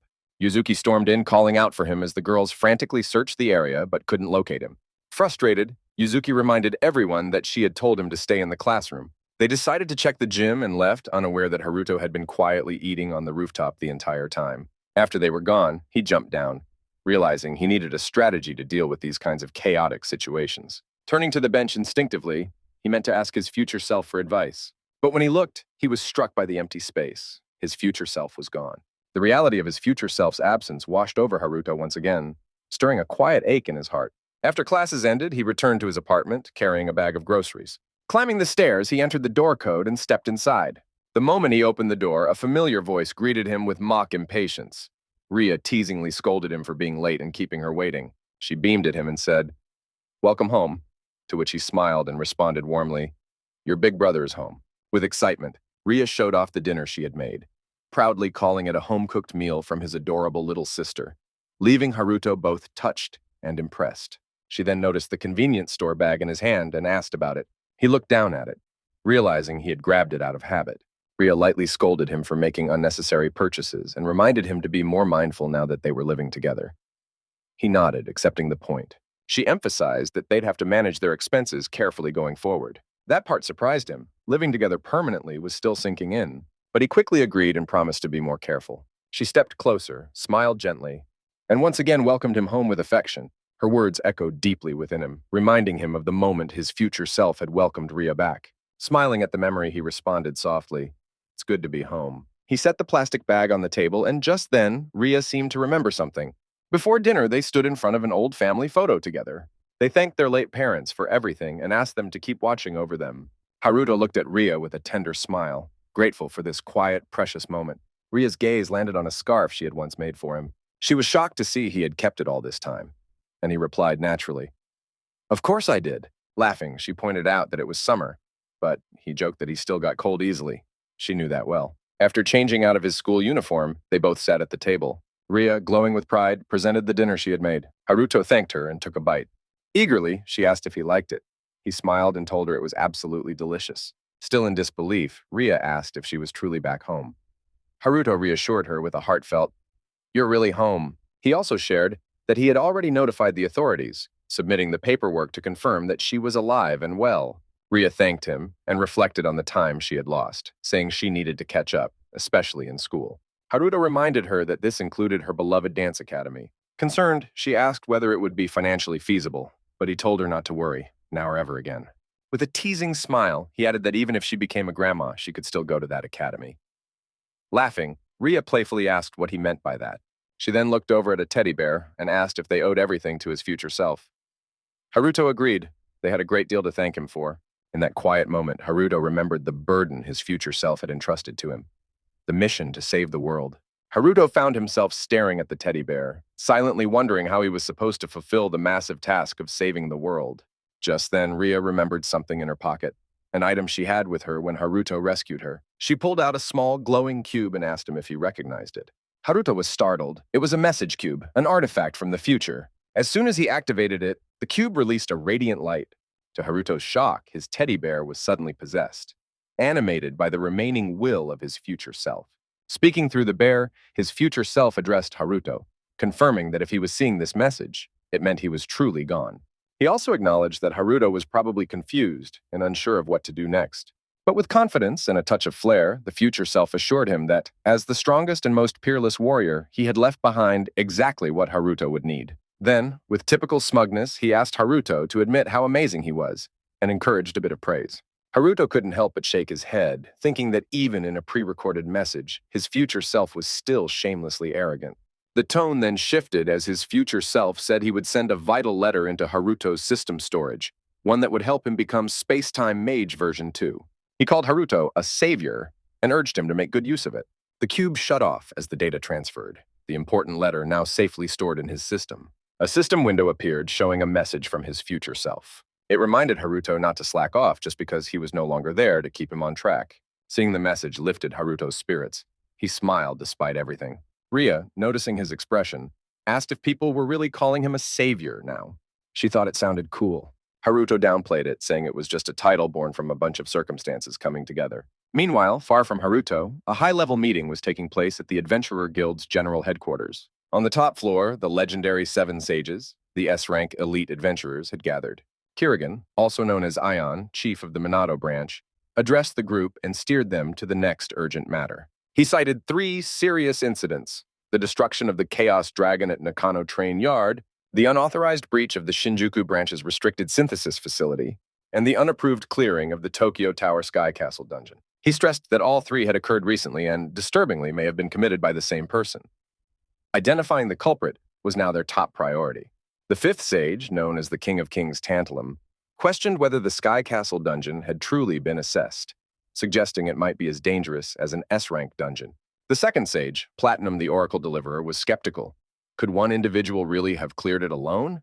The 6th sage, Kiryu Muramasa, or the Exalted Magic Swordsman, found the idea highly improbable. The 3rd sage, known only as 15 Oz, remained silent and watchful.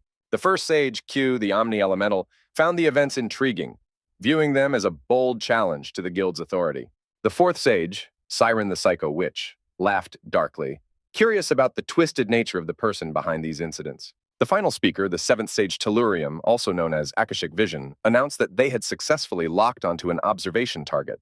Kirigan addressed the group one last time, emphasizing that all the sages now understood the severity of the current situation. He proposed that if they could identify the mysterious adventurer responsible for recent events, they should immediately recruit them to the guild's executive team and begin preparing them as a frontline warrior for the inevitable Otherworld War. With that, he officially closed the meeting of the 7 sages. The next day, on a calm and sunny street, a mother walked hand in hand with her child, both enjoying the peaceful morning. The mother became momentarily distracted by a patch of beautiful roadside flowers, while her child's attention was stolen by a vivid blue butterfly. Enthralled, the girl chased after it, unaware that she had wandered into the road. A truck suddenly appeared, the driver shouting in panic as he spotted the child directly in his path. The loud honk jolted the mother from her thoughts. She looked up, horror-stricken, as she saw her daughter standing in the truck's path. Desperately, she sprinted toward her, but it was clear she wouldn't make it in time. The child's balloons floated into the sky, seconds from a tragedy.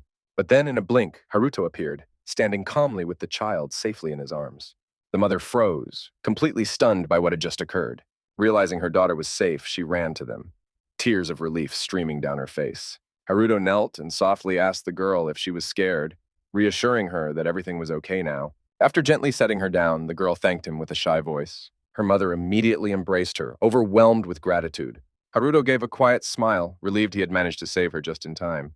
At first, he had feared he might not make it in time, but thanks to his mastery of space-time magic, he did, though he lost both his drink and the girl's balloon in the process, a small price to pay. Clenching his fist, he felt proud, glad to be using his powers to protect others. The mother tried to thank him properly, saying she'd be right back. But Haruto modestly waved her off, insisting that it wasn't necessary. She pressed him for his name, saying that a hero like him deserved recognition. But Haruto gently declined, saying he preferred to remain anonymous and avoid standing out more than he already did. Slinging his school bag over his shoulder, he told them he had to go and quickly dashed off before she could stop him. A few moments later, he arrived at the Adventurer Cultivation Agency's high school division. Haruto leapt from building to building until he quietly landed on the school rooftop. From above, he noticed the student council members searching near the entrance, asking around for him. Letting out a sigh of frustration, he headed toward his classroom. But even there, he couldn't escape the attention. His classmates stared and whispered, the weight of his growing reputation already setting in. Haruto could feel the intense stares all around him. He didn't need to activate his time flow skill to know he was being heavily watched. Meanwhile, Rin observed him quietly, sensing that he was slipping away from her grasp, just like he had that day outside the Adventurers Guild. She recalled a visit to the Shinjuku branch of the Adventurers Guild. There, she had reported the successful completion of a B-rank dungeon as a student from the Nakano District's Cultivation Academy. The clerk commended her work, but just as she was about to leave, he asked her if there was a student named Haruto at her school. Caught off guard, Rin confirmed that she did know someone by that name. The man explained that a researcher from the weapon synthesis lab named Talk had recently proposed a groundbreaking theory called the Kaiju theory. Apparently, Talk had mentioned that it was a student from Nakano, presumably Haruto, who had given him a crucial hint that inspired his theory. The clerk admitted it all sounded rather far-fetched.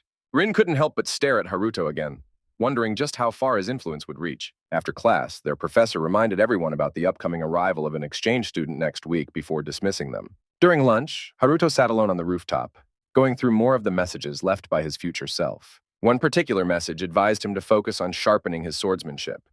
While space-time magic was powerful, it was meant as a support tool. His true strength lay in the blade. If he wanted to become a real space-time mage like his future self, he had to first walk the path of the sword. The message concluded cryptically, suggesting Haruto would understand the reason someday. Then the projection faded. Haruto lay back on the bench, exasperated by how vague his future self always was. Why couldn't he ever explain things clearly? At that moment, an unfamiliar presence approached the school. Someone powerful. The man closed the distance in moments, using high-level movement techniques like stealing steps and flash stride. Haruto suddenly felt a chill. An overwhelming presence had arrived. He turned to see a man appear on the rooftop, seemingly out of nowhere. Instantly, Haruto summoned his sword from his storage and took a battle stance, demanding to know who the man was. The figure introduced himself. Kiryu Muramasa, 6th Sage and the legendary Exalted Magic Swordsman. He asked if Haruto was the mysterious individual making waves and said he needed Haruto's strength. Muramasa's expression turned grim as he warned that the destruction of the world was near. Haruto was stunned. He hadn't sensed Muramasa's presence until the very moment he appeared. Whoever this man was, he wasn't ordinary. No, Muramasa was someone truly formidable, clearly on a different level. Haruto demanded to know what he meant by the destruction of the world. Was that really happening? Muramasa confirmed it without hesitation. Everything Haruto loved would soon be wiped away. The first image that flashed in Haruto's mind was of Ria, his sister. He raised his blade, saying he couldn't just take Muramasa's word for it, especially when he knew nothing about who this man really was. Haruto added that Muramasa had shown up unannounced and started spouting what sounded to him like coercive demands. It reminded him of someone else he didn't particularly like, his own future self. With conviction, Haruto declared that he would live by his own choices, guided solely by his own judgment. Muramasa smiled at his response and pulled out a photo, asking if Haruto still felt the same after seeing it. Haruto's expression darkened when he realized it was a photo of his sister practicing dance. A wave of fury surged through him, and a powerful aura erupted from his body, startling even Muramasa. This wasn't normal fighting spirit. It was something much more dangerous and unstable. Still, Muramasa could tell from that aura alone. Haruto had the makings of a true swordsman. He calmly assured Haruto that the photo had only been part of a background check. He hadn't touched his sister. Drawing his sword, Muramasa swore by his swordmaster's name that he meant no harm. Then, walking past Haruto, he added that if Haruto needed a duel to be convinced, he would gladly accept. That only pushed Haruto further. He growled that Muramasa had crossed a line. Muramasa jumped back, warning Haruto that what came next might leave regrets. The duel began. Muramasa unleashed his killing intent skill. Haruto was stunned. There was no Chronos factor surrounding Muramasa at all. That meant he couldn't see the usual flow of time to predict his opponent's movements. Muramasa noticed Haruto's hesitation and asked if something was wrong, then calmly declared, "Ready or not, I'm coming." In a flash, Muramasa vanished, then reappeared right in front of Haruto, startling him. Muramasa explained that killing intent didn't mean showing bloodlust. It meant eliminating even the faintest trace of his presence. He then swung his blade at Haruto, who barely twisted midair to avoid the slash. Haruto now understood. Muramasa's killing intent was nullifying the Chronos factor in his vicinity. He snapped, asking Muramasa why he was explaining his own abilities. Was he trying to be some cliché manga villain? Muramasa replied coolly that he could afford to give away his secrets. He'd still win. He explained that erasing his presence gave him total control of the battlefield. In a blink, Muramasa appeared behind Haruto without warning. Haruto turned just in time, but not fast enough. Muramasa's blade sliced through him. Muramasa smiled, convinced the fight was over, but then, to his shock, Haruto's form flickered and vanished. It had only been a clone, created using his avatar replay skill. The real Haruto reappeared behind him and swung down with full force, but Muramasa twisted his body just in time, barely dodging the strike. He gritted his teeth. What was this technique? Haruto, frustrated by the miss, prepared to press his advantage. Muramasa leapt back, widening the distance between them. Still unsettled, he muttered to himself. It felt like he had cut Haruto. Was it just an afterimage or something more? As he stood, 2 buttons popped off his coat, the aftermath of Haruto's strike just moments ago. Haruto saw the opening and activated his quick body skill, dashing at Muramasa with incredible speed. As Haruto swung his blade, Muramasa sensed the force behind it and smiled, clearly intrigued. This was becoming a worthy challenge. Their swords clashed with explosive force, sparks flying from the impact as Muramasa held his ground. He looked at Haruto, asking what he'd try next. Haruto, realizing he couldn't rely on his usual time flow perception, shifted tactics. He pushed Muramasa back slightly, then activated Stop Chain, freezing both Muramasa and his sword mid-motion. Muramasa was caught off guard. His body refused to move, channeling power into his fist. Haruto bent low and launched a powerful strike using Crown Office, catching Muramasa completely off guard. Muramasa released his grip on his weapon and just barely managed to activate Steel Body in time. Haruto's punch hit with explosive force, sending Muramasa flying across the rooftop. Though rattled, he emerged unscathed. As he stood, Muramasa marveled at the precision and strength behind that punch. It hadn't been random at all. His eyes narrowed with realization. Haruto wasn't just talented. He was an awakened one. Haruto, frustrated, cursed under his breath. He'd landed a clean hit, and it still hadn't been enough. Then Muramasa did something unexpected. He suggested they stop. Calmly walking toward Haruto, Muramasa bowed his head and sincerely apologized for mentioning his sister, vowing never to overstep like that again. Haruto was speechless and asked what had suddenly come over him. Muramasa simply picked up his sword and said he was leaving. Haruto shouted after him, frustrated that Muramasa was making the call alone. Their fight wasn't over yet. Muramasa replied that of course it wasn't, but the rematch would take place at his school. Haruto blinked in confusion. His school? Muramasa explained that Haruto had exceptional potential, but was still too weak. He hadn't reached the standard Muramasa needed. If Haruto wanted to master the sword, he should train at Muramasa's academy. There, he'd uncover deeper truths. Haruto recalled the cryptic advice from his future self. If he wanted to be a great space-time mage, he had to first live by the sword. Still, Haruto reminded Muramasa that trust wasn't something given so easily. Muramasa agreed, but added with a smirk that being stronger than Haruto should count for something. With that, he told Haruto he'd be waiting at his school and vanished from the rooftop. Left behind, Haruto suddenly felt something in his pocket. Pulling it out, he found an exchange permit, a transfer agreement between his academy and Muramasa's. He realized Muramasa must have slipped it in during the fight. Clenching his teeth, Haruto grumbled that the man really knew how to get under his skin. Meanwhile, Muramasa stood at the gates of his school, adjusting his coat. He thought to himself, Haruto is the real thing. Before the other sages tried to use him like a pawn, Muramasa would make sure to train him properly.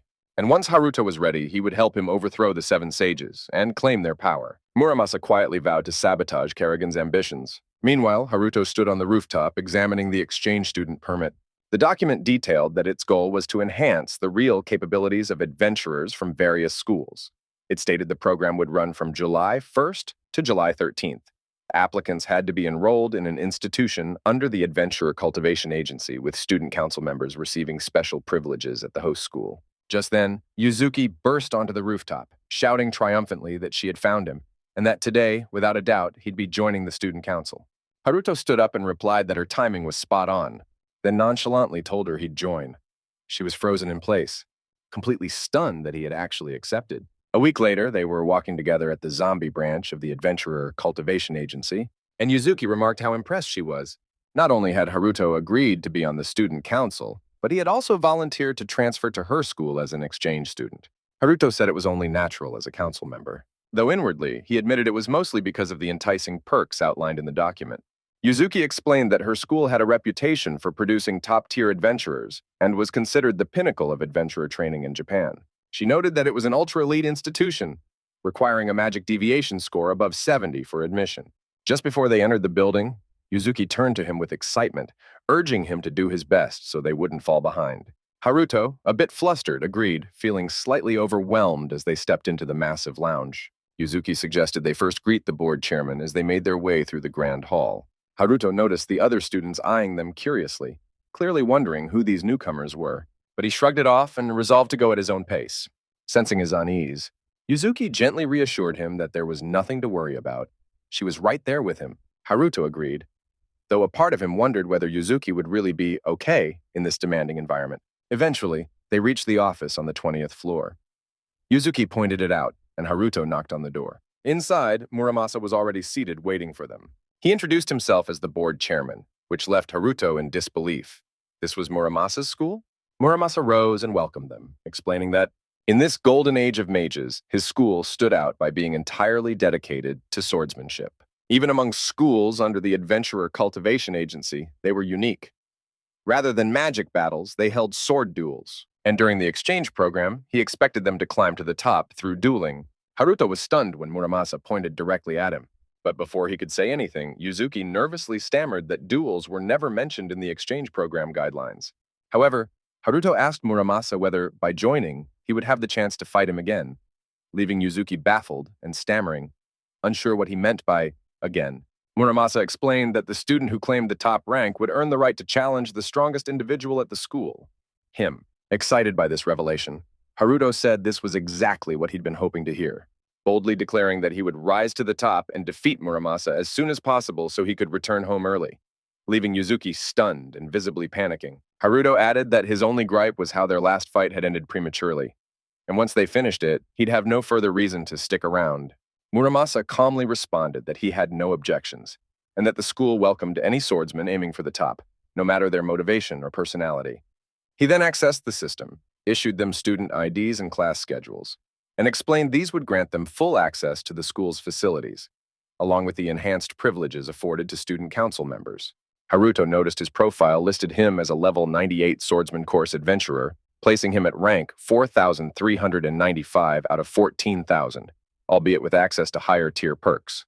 He wondered if the ranking system worked like it did at Nakano, and considered whether he should challenge stronger students, one after another, to climb the ranks quickly. With all formalities completed, Muramasa wished them good luck and saw them off. As they walked through the hallway, Yuzuki cried out in disbelief, questioning how she was supposed to compete for the school's top spot. Haruto agreed with her, saying there was no reason for the newly appointed student council president to aim for that in the first place. He then began thinking about the most efficient way to rise through the ranks, and considered where high-ranking students might typically gather, including places like elite lecture halls, student council chambers, duel arenas, the martial arts club building, the main classroom complex, the cafeteria, event halls, and even the chairman's office. With a determined grin, Haruto made up his mind to check those locations one by one. Moments later, on the second floor of the Adventurer Cultivation Agency, they entered a bustling cafeteria filled with students enjoying their meals. Yuzuki asked if he had forgotten breakfast, and he simply admitted that he had. Just then, a virtual robot materialized beside them, warmly welcoming them and asking if they were exchange students from another region of Japan. The robot explained the school's philosophy. Your breakfast sets the tone for your entire day and encouraged them to eat heartily. Since they hadn't eaten at home, they were invited to enjoy as much food as they liked. Nearby, a holographic maid scanned their student IDs and played customized announcements for them. Yuzuki, amazed by the extravagant meal options, asked if it was all free. Astonished at just how well-funded this school truly was, grabbing a pair of tongs, she declared it was time for a proper inspection. Haruto urged her to go ahead, and she eagerly began evaluating the food. Overjoyed by the fully automated system and the precise balance of nutrients and calories, she exclaimed that this cafeteria was exactly what she had dreamed of, and insisted they needed to implement the same system at their own school. Watching the quirky new student council president revel in her excitement, Haruto reminded himself of the real reason he came to the cafeteria. Suddenly, a loud crash broke the hum of conversation, followed by a man's mocking voice accusing someone of having something he didn't deserve. Haruto turned and saw a group of students surrounding a lone boy. The boy timidly pleaded for them to stop, but the leader sneered, scoffing that it would be wasted on someone like him as he raised a sword threateningly.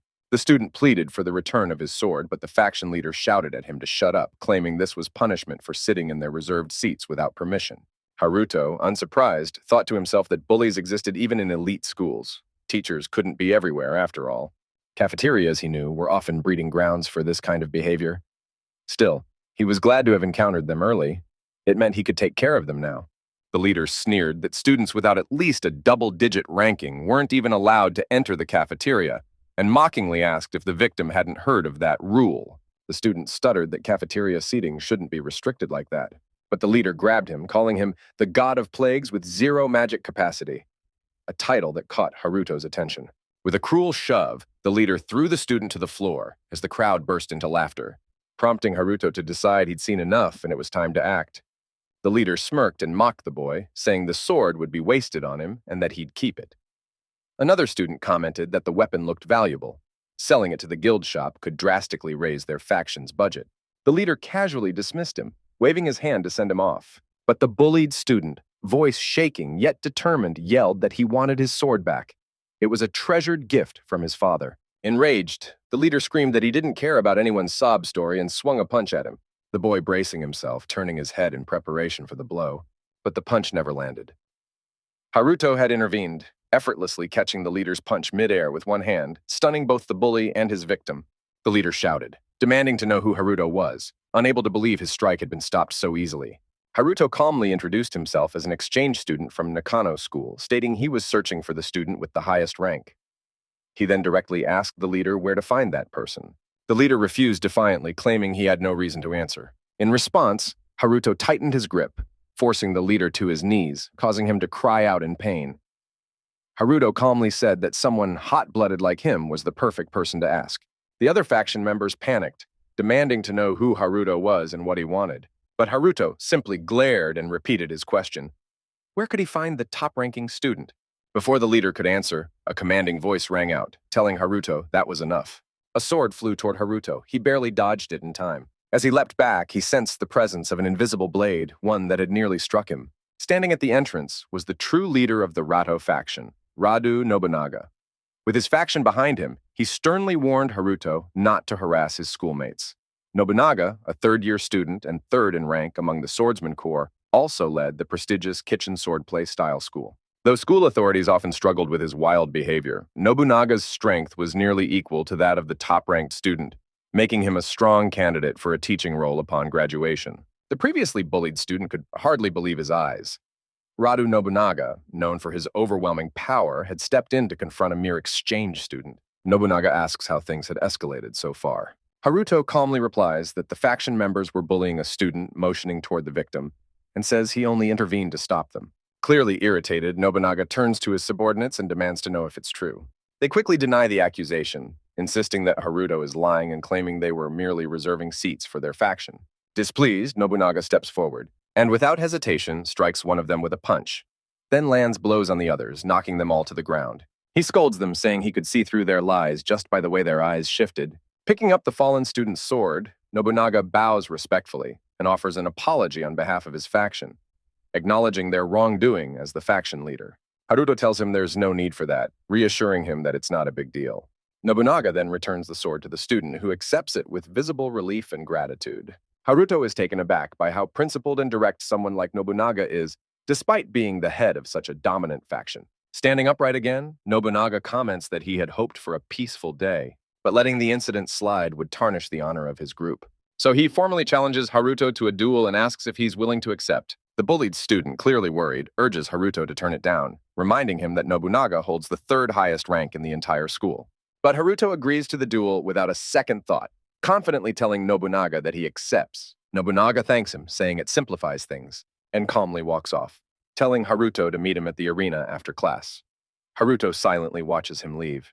The shaken student then approaches Haruto and nervously asks if he's really going to be okay. He explains in disbelief that Nobunaga, a top-tier swordsman, is someone even the faculty respects, and asks why Haruto would take such a risk. Haruto responds with a question of his own, if the student is really okay living like this. He points out that if nothing is done, the bullying will likely continue until graduation. Clutching his sword tightly, the student admits he's grown used to enduring it, hoping things would eventually stop on their own. At that moment, Haruto notices the sword start to glow faintly with magic and activates his Eye of Time, instantly recognizing the energy flowing from it. He then directly addresses the student's true self, asking how it felt when his sword was taken away. The student looks puzzled, so Haruto explains that even though he knew he couldn't win, he still stood up. Something deep inside compelled him. The student is left speechless. Haruto presses further, asking if he's really okay with things staying the way they are. After a long pause, the student finally admits he doesn't want to keep enduring it. He wants to stand up for himself and protect what's important to him. Haruto smiles, praises his courage, and extends a hand, asking for his name. The student takes his hand and introduces himself as Ravi Ibuki. Haruto responds with his own name. Haruto then urges Ibuki to challenge the faction leader to a formal duel. Though Ibuki looks stunned by the suggestion, Haruto reassures him, promising to make sure he wins. He proposes that they both aim for victory in their respective battles. Ibuki nods, now visibly resolved. Just then, Haruto's phone starts buzzing rapidly with a wave of incoming messages. Yuzuki texts Haruto, annoyed, asking where he went and complaining that she's still eating. Haruto sighs, clearly exasperated by her timing. Later, in the arena's waiting room, Yuzuki storms in, yelling at Haruto for recklessly agreeing to a sword duel on his very first day as an exchange student. Haruto tries to calm her down, replying vaguely that a lot happened. This only makes Yuzuki more frustrated as she demands to know if he really thinks that explanation is good enough. Haruto responds by reminding her that the board chairman himself told them to aim for the top, and he figured the fastest way up was to challenge the third-ranked student directly. Holding her head in disbelief, Yuzuki says she's amazed at how easily he managed to set up a duel. Haruto then reveals his bigger plan, to reach first place in the rankings, challenge and defeat the board chairman, and return home as soon as it's done. Overhearing this, Ibuki is stunned and asks if Haruto is serious. But after a moment, Ibuki calms down and admits that if anyone could pull it off, it's probably Haruto. He adds that defeating the board chairman would be a legendary achievement for their school. Ibuki also mentions that such a feat might even earn him the mythical skill cube, prompting Haruto to ask what that is, as it's the first he's heard of it. Ibuki explains that the school's founder, Kiryu Kagamitsu, mastered the deepest secrets of swordsmanship and sealed them within the skill cube. This revelation catches Haruto off guard, reminding him of Muramasa's earlier words about uncovering the secrets of the sword at this school. Haruto then asks Ibuki what exactly is inside the cube.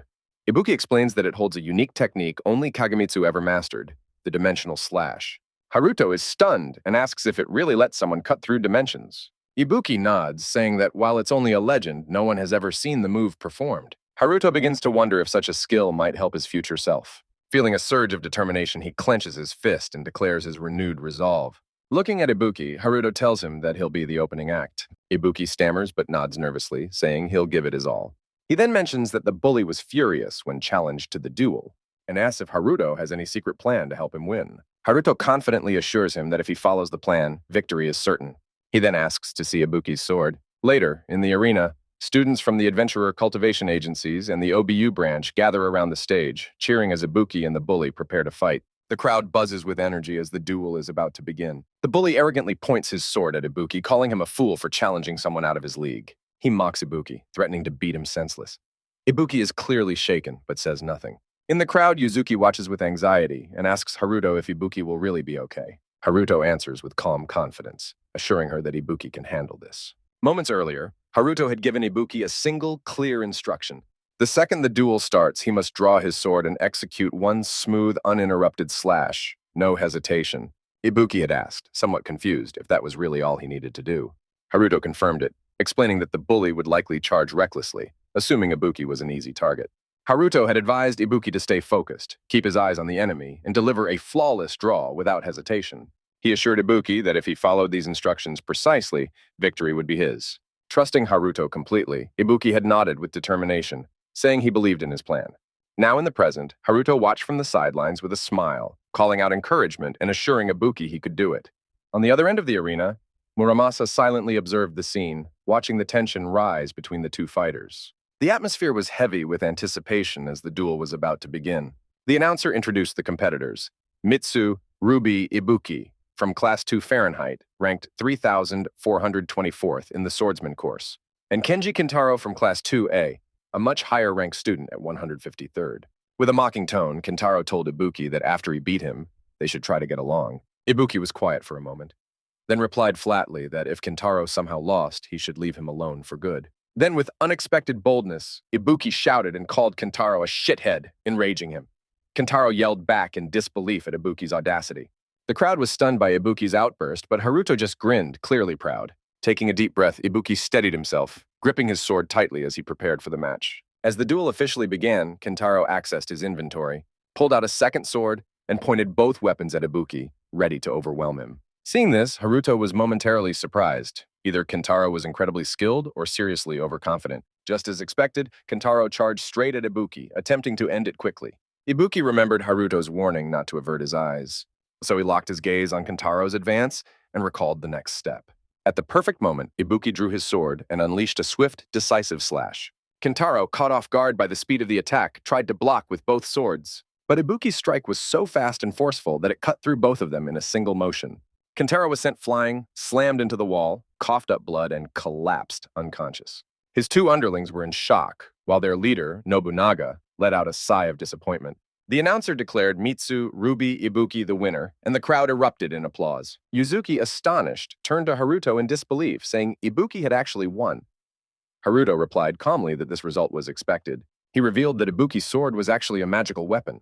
Yuzuki was taken aback by the revelation. Earlier, Haruto had secretly used his Eye of Time skill to inspect the sword, discovering it had a hidden special effect. Contrary to what others believed, Ibuki didn't have zero magic power. His sword had been constantly draining it, which explained his low stats. Moreover, the sword possessed a unique ability to release all the magic it had absorbed in one massive burst. Since Ibuki had carried the sword for 3 years without ever defeating a monster, it had stored up immense energy. Curiously, Ibuki didn't seem to be aware that his sword was magical at all, but Haruto didn't mind. What mattered was that Ibuki had won.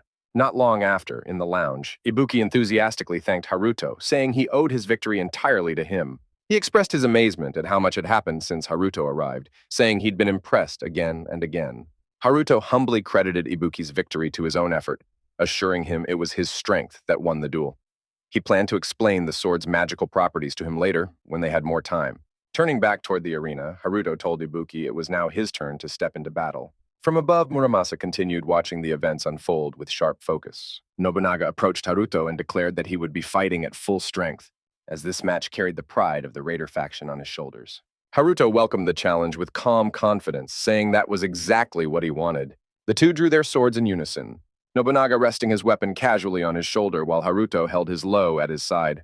They locked eyes, each wearing a confident, focused smile, ready to engage. As the host announced the start of the match, Haruto noted that Nobunaga didn't rush in. Instead, he stood firm, completely composed. From the crowd, Yuzuki and Ibuki watched anxiously, while members of the Raider faction, including a bruised and bandaged Kintaro, eagerly looked forward to their leader's victory. Muramasa remained silent but fully attentive. Haruto studied Nobunaga's stance, noticing how it seemed to have several apparent openings, but he couldn't tell if it was a trap. Even so, he resolved not to hold back. Charging forward, Haruto attempted to close the distance, only to be surprised as Nobunaga grinned and released an overwhelming pressure, one Haruto recognized. It was the same intense aura he had encountered before. Alarmed, Haruto stopped mid-sprint and activated his Eye of Time to analyze Nobunaga. To his surprise, there were no Chronos factors surrounding him. This led Haruto to suspect that Nobunaga didn't use time-based abilities, but instead relied on a mastery of killing intent, predicting movements based on subtle time flow cues rather than manipulating time directly. Nobunaga then slowly stepped forward, stopping just within striking distance. Before exhaling and activating a hidden sword-style technique, he unleashed an invisible and elegant attack known as the Aesthetics of Nature, which tore deep grooves into the arena floor, the result of countless unseen slashes radiating in every direction. Realizing the threat, Haruto jumped into the air to evade, but Nobunaga suddenly appeared above him, cutting off his escape route. Haruto barely managed to block the overhead strike, strengthening his guard and holding firm, which seemed to impress Nobunaga. Seeing an opening, Haruto launched his Chrono Fist at Nobunaga's chest, But Nobunaga activated a technique called Steel Body, absorbing the attack without flinching, shocking Haruto. The powerful strike had done nothing. Nobunaga stood unharmed. Both fighters leapt backward to reevaluate their tactics. Nobunaga praised Haruto's skill in dealing with the formless slashes of his unique sword style, then curiously asked just how far Haruto's abilities really extended. Haruto, momentarily stunned, realized that Nobunaga had neutralized his chrono fist completely. Nobunaga then explained that his swordsmanship went beyond technique. It also focused on refining the body to be as durable and lethal as the blade itself. Taking that in, Haruto exhaled deeply and reminded himself to rely on his instincts, not just the eye of time. Nobunaga noticed the shift in Haruto's mindset, seeing that he had mentally centered himself. In response, Nobunaga sharpened his own concentration, preparing for what came next. Haruto activated his quick body technique just as Nobunaga engaged stealthy steps, heightening their speed and agility. Haruto lunged forward and unleashed a fierce slash, but Nobunaga dodged with sharp precision, countering with a clean, calculated swing. Haruto parried and twisted midair, retaliating with a spinning strike. Nobunaga narrowly evaded, bending backward with impressive control, then stabbed his sword into the ground to anchor himself, using the leverage to deliver a solid kick that sent Haruto flying. Haruto recovered midair, halting his momentum and regaining balance swiftly.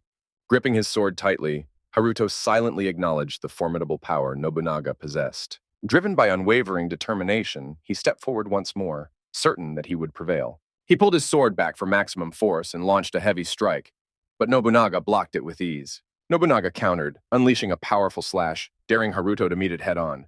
Haruto leaped backward to avoid the blow, then without touching the ground, launched another aerial strike, again parried by Nobunaga.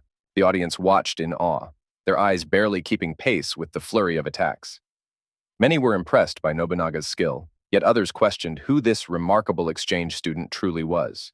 Yuzuki, in a panic, blurted out that the whole exchange program might need reconsideration, while Ibuki rooted for Haruto with loud enthusiasm. Meanwhile, supporters from Nobunaga's faction shouted their encouragement for their leader. Haruto told himself he had no option but to win. His future depended on it.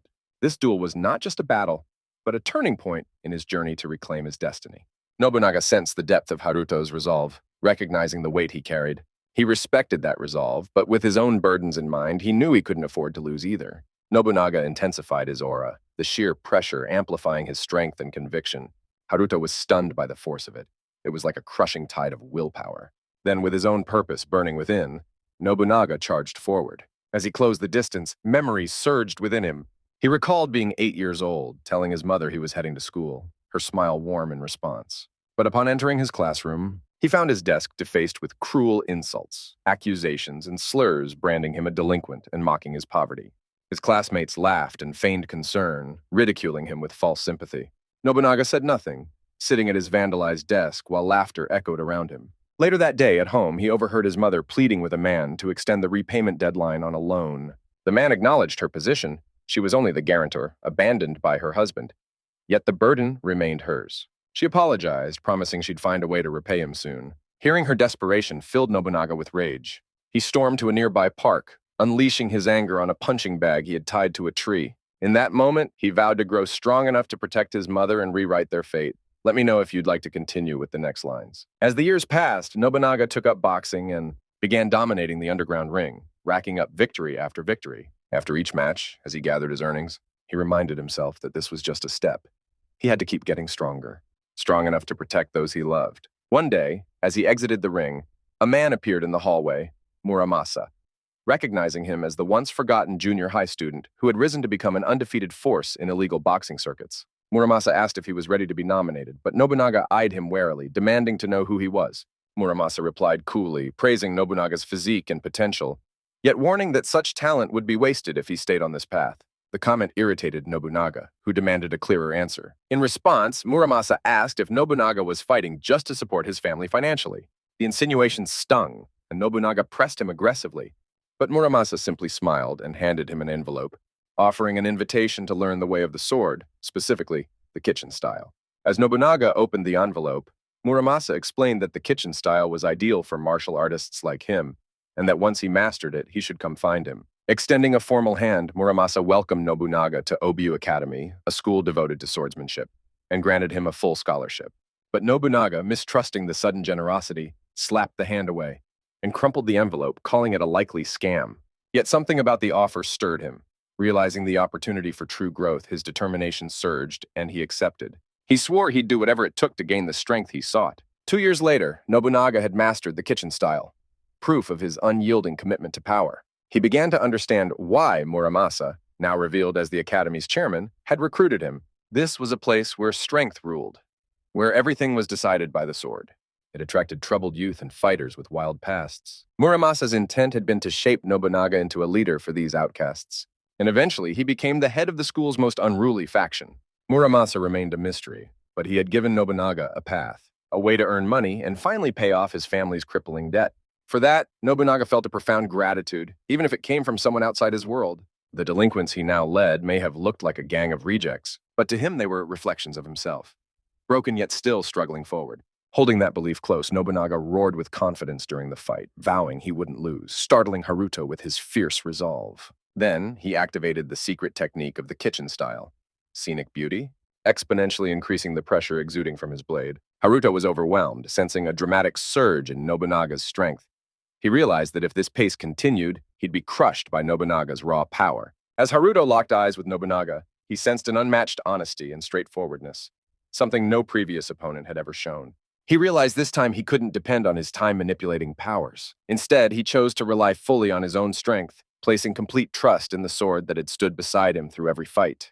With that resolve, Haruto activated his Chaos Sword technique, summoning its raw power to stand toe-to-toe with Nobunaga. The energy he released rivaled the strength of Aga himself, pouring everything into his blade as he recalled the advice of his future self, that before he could master space-time magic, he had to live and fight as a true swordsman. The sudden power shift caught Nobunaga off guard, especially as he saw Haruto laughing, exhilarated by the heat of battle. Their blades collided with such force that both were flung backward. Sensing Haruto's joy, Nobunaga too felt a rush of excitement. And without hesitation, they both charged once more, unleashing all their might in a decisive clash. When their swords met again, the impact created a violent explosion that filled the arena with dense smoke.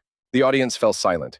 Yuzuki, Ibuki, and Nobunaga's supporters watched in nervous suspense. Muramasa, in contrast, remained composed, patiently awaiting the outcome.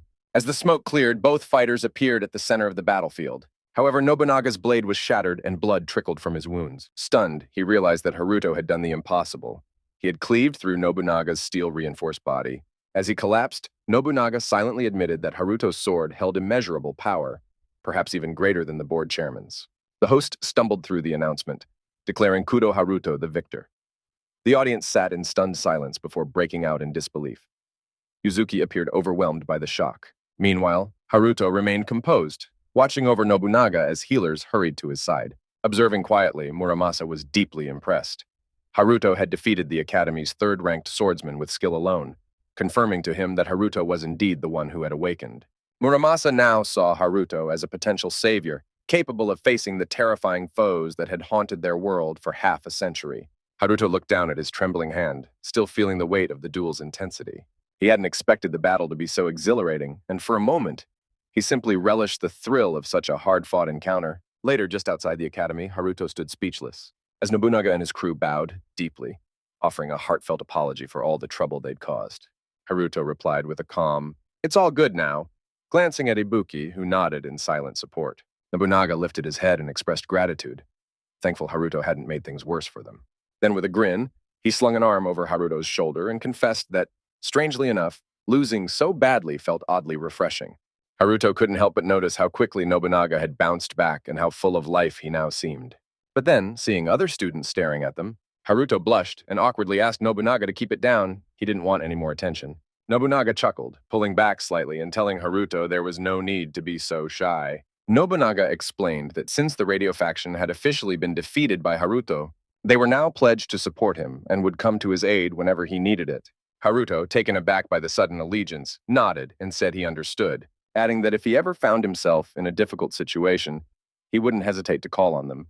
Naga responded enthusiastically, promising Haruto they would always have his back. The following day, Haruto sat in his apartment watching the morning news. The report stated that while nationwide crime continued to fall, according to the Metropolitan Police Department, monster-related damage from dungeon outbreaks was rising year by year. To address this, the police and Japan's self-defense forces were pushing for deeper cooperation with the Adventurers Guild. The newscaster also mentioned that according to Guild data, Japan's GDP had maintained an annual growth rate of over 10% ever since dungeons began appearing globally 3 decades ago. After paying his respects to his late parents, Haruto slung his bag over his shoulder as the broadcast continued, explaining that Japan's expertise in dungeon exploration had given it a unique economic edge. The government was heavily investing in domestic companies and universities to develop anti-monster weaponry and magic stone technologies. Just then, Rio handed Haruto a packed lunch, and he thanked her warmly. As he slipped on his shoes, she asked if he'd be attending that zombie school again. Haruto nodded, clarifying that he was still participating in a student exchange program. Rio commented how lucky he was, saying the school buildings looked so impressive that she wished she could visit someday. Haruto laughed, admitting that while the campus looked grand, the interiors were quite traditional. But he was being treated like royalty nonetheless. Smiling, Rio said it sounded wonderful that he could enjoy such a normal school experience. Touched by her cheerful expression, Haruto agreed, feeling deeply moved. He then asked if it was true she was starting middle school that day. She confirmed it, noting she still only had memories from elementary school and had a lot of catching up to do. Haruto gently patted her head and told her he'd be cheering her on. He vowed silently to protect her happiness and make sure she'd never feel sadness again. Later, on his way to school, Haruto strolled down a familiar street. When he heard a woman shouting, pleading for someone to let her go, a man was forcefully gripping her arm, angrily demanding if she understood how much money he had spent on her. Nearby students began whispering, recognizing the woman. She was Lulu, a famous influencer with over 3 million followers, soon to debut as a singer. Haruto glanced over, but initially decided to mind his own business, continuing on his way. Meanwhile, Lulu managed to break free and shouted at the man for ambushing her, mocking him for being possessive and shameless. Furious, the man warned her that a dungeon had recently opened nearby and it was dangerous, but she ran off regardless, only to stop when she heard a strange noise up ahead. Looking up, she saw a gaping dungeon gate open before her, and to her horror, monsters were emerging from within. The creatures were imperial centipedes, classified as B-class annihilation level threats, with a subjugation rank of 5 and a recommended raid level of 1200, rendering her completely frozen in fear. Lulu collapsed, overcome with terror, weeping helplessly as the monstrous centipedes drew closer. Panic broke out among the bystanders, horrified by the appearance of monsters outside the dungeon. Some speculated it might be a case of migrating species, and in a frenzy of fear, the crowd scattered, abandoning Lulu as she trembled in terror. One of the massive centipedes opened its gaping jaws and lunged straight for her. The onlooker screamed, certain she was moments from death. But in that instant, Haruto launched himself toward the beast, and just as it was about to strike, the ground beneath its head split open. Its head was severed in a flash, erupting in a spray of green blood. The crowd gasped as the monster thrashed in agony. Haruto, unfazed, lifted Lulu in his arms and carried her to safety. She opened her eyes in disbelief, stunned to find herself in his embrace. He gently placed her down and urged her to run to safety, then turned to walk away, leaving her speechless. As Haruto paused near the centipede's corpse, he debated getting further involved. Though he disliked unnecessary trouble, he knew he couldn't live with himself if he let innocent people die. But to his shock, the severed head began regenerating, slowly reattaching to the body. Realizing it had a powerful regeneration ability, Haruto knew the danger wasn't over. Just then, a team of adventurers arrived at the scene. Their leader assessed the chaos, checked on the civilians, and introduced the group as members of the Adventurers Guild from the Minato District Branch. Spotting Haruto, they warned him to step back or he'd be killed. One adventurer identified the monster as a B-class annihilation-level creature with a subjugation rank of S, requiring a raid level above the leader, clearly worried, admitted their average team level was only 80. Far too low to handle it. Another suggested calling for backup from the 7 sages. But the leader shouted it would be too late by the time they arrived. With no other option, the adventurers prepared to fight, determined to protect the civilians despite the overwhelming odds. Haruto observed quietly from a distance, just as one of the monster's heads lunged toward 2 of the adventurers. They braced for impact, fully aware they couldn't withstand the blow. But a glowing chain suddenly appeared, halting the attack mid-air. Haruto had intervened, using his stop-chain skill. The adventurers, stunned, wondered aloud who had saved them. Haruto, unbothered by revealing his power, used space-time magic to restrain the beast, then activated his quick body skill, launching himself at high speed. Sensing the threat, the centipede twisted and spat a stream of toxic liquid at him. Haruto evaded it in a blink, noticing how the ground sizzled and dissolved where the poison struck. He immediately recognized it as a corrosive poison and made it a priority to limit damage to the area. Suddenly, the centipede appeared beneath him and clamped its jaws shut, seemingly cutting him in 2. But in a shocking turn, Haruto vanished like a ghostly projection, baffling the monster. Thanks to his avatar replay skill, Haruto had escaped. What the monster hit was only a time echo of him from 3 seconds earlier. Haruto seized the opening and unleashed a powerful sword slash, cleaving off the monster's head in one clean motion. The adventurer leader stood stunned as the massive head thudded to the ground. Nearby, Lulu watched the scene unfold in wide-eyed amazement. Haruto calmly approached the severed head and held his hand above it, activating a modified version of his material rewind skill to lock the centipede's body in the exact moment it had been decapitated, effectively preventing any regeneration. Confident the creature couldn't recover that head, he raised his sword once more and took a ready stance, prepared to eliminate the remaining 7 heads without hesitation.